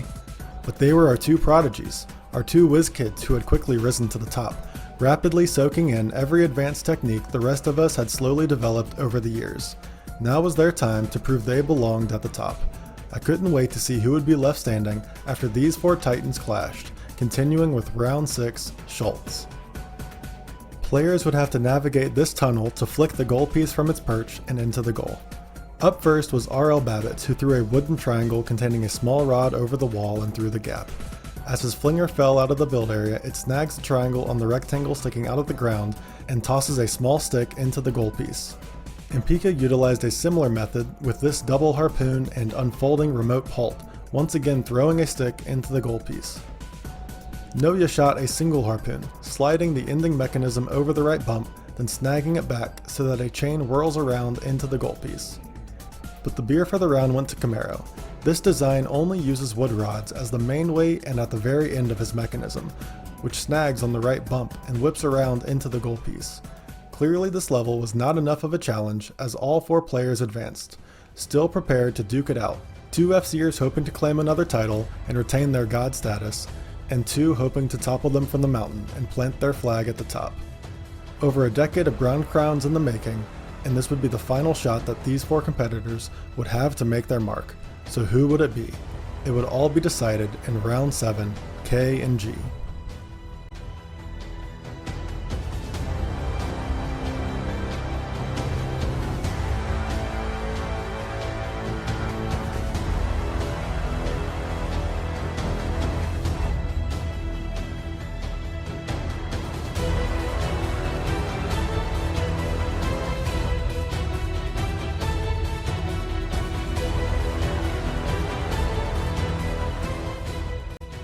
With this solve, Noja claimed victory in Brown Crown 10, adding their name to the list of Brown Crown champions, as none of the other 3 were able to produce a solve.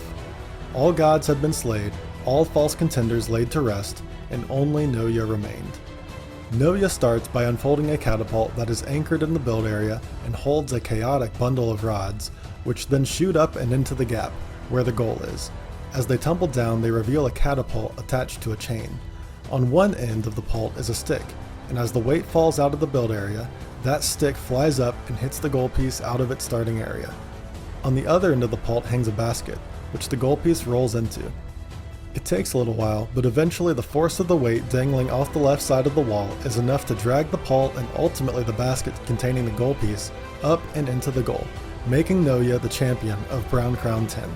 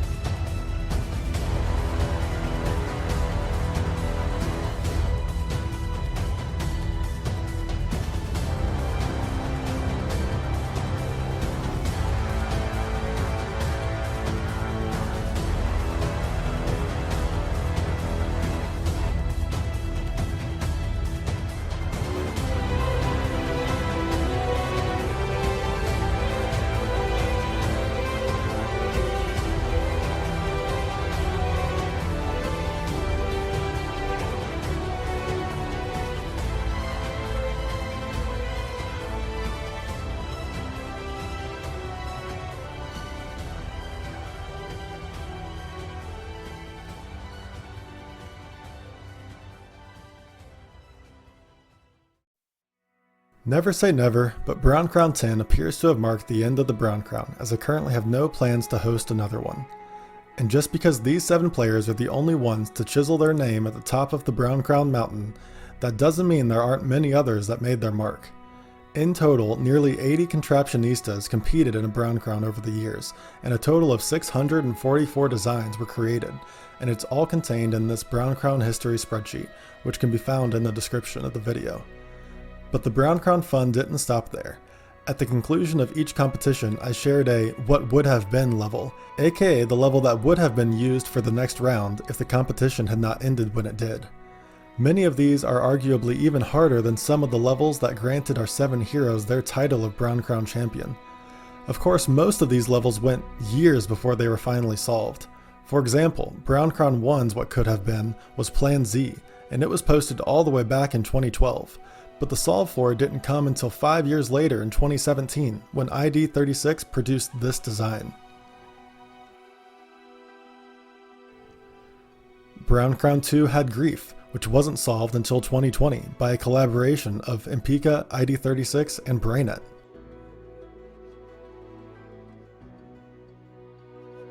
Brown Crown 4 had Hurricane Ike, which was solved by jd36.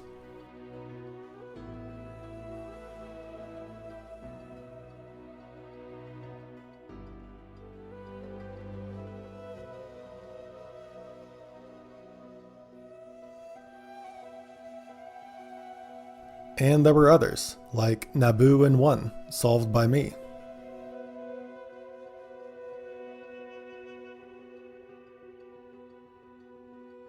R2-D2 solved by jd36.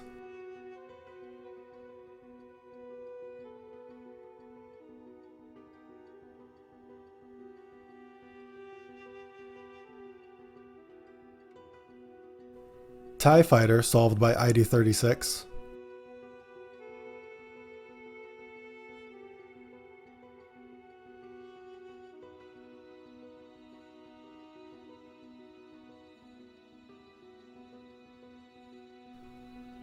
Alpha 26 solved by Brainet.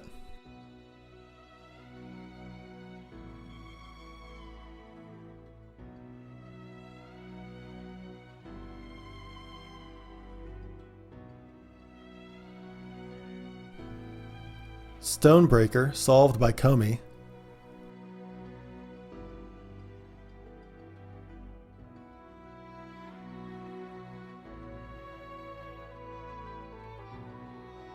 And Paver, solved by a collaboration of Noja and Empika.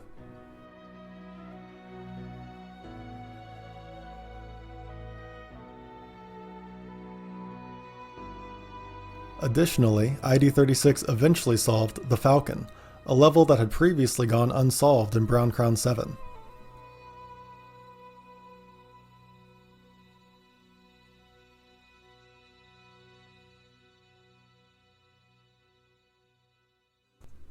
But 2 levels stand out more than any others as the peak of Brown Crown creations. The first is from Wang Liang, first shared at the conclusion of Brown Crown 5 in 2016. For a long time it was generally agreed to be impossible and was a bit of a meme in the community. But in 2018, Brainet and Maxim spent many months and countless hours to create this. It was solved in my absence during Brown Crown 7, so they titled it The End, likely thinking that this marked the end of the Brown Crown. But I'm glad to say it didn't end there, because after this there was Galoy, originally shared at the conclusion of Brown Crown 6 in 2017. Like Wang Liang, it was long thought impossible. Then Noja came along in 2021 and shook things up, and in collaboration with R.L. Babbitts, Maxim, Empika, Uberman, and Zhyrek, they produced this design, entitled The Beginning, marking that the Brown Crown, and more importantly, Fantastic Contraption, wasn't done yet. These 2 designs represent the pinnacle of Brown Crown mastery, and are widely regarded as the 2 most difficult levels ever solved in Fantastic Contraption. And that leaves us with just 7 levels to be released as part of a Brown Crown to go unsolved. 2 went unsolved during competition, Lovelace and Sassenrath. although ID36 has some pretty impressive progress on Sassenrath that makes me think it will be solved eventually.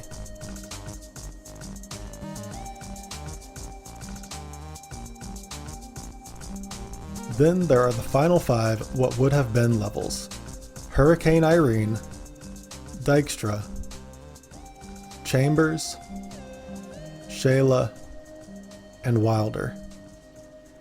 These 7 levels are the last of the Brown Crown creations to go unsolved, but as the years go on and the gears keep turning in the minds of the greatest contraptioneers and they get the itch to return to FC, I have a feeling these levels will begin to fall. 13 years ago, the Brown Crown was a silly idea that some teenage kid came up with. But countless hours of effort and tweaking later, it has produced some of the greatest creations to bridge the gap between art and physics. Fantastic Contraption as a whole has allowed an expressive outlet for many like me that find immense satisfaction in creating and studying virtual mechanisms. And it has provided a community space for a small corner of the internet with a shared interest that at some point may have verged on addiction. So thank you Colin and Sarah for creating the greatest game ever made.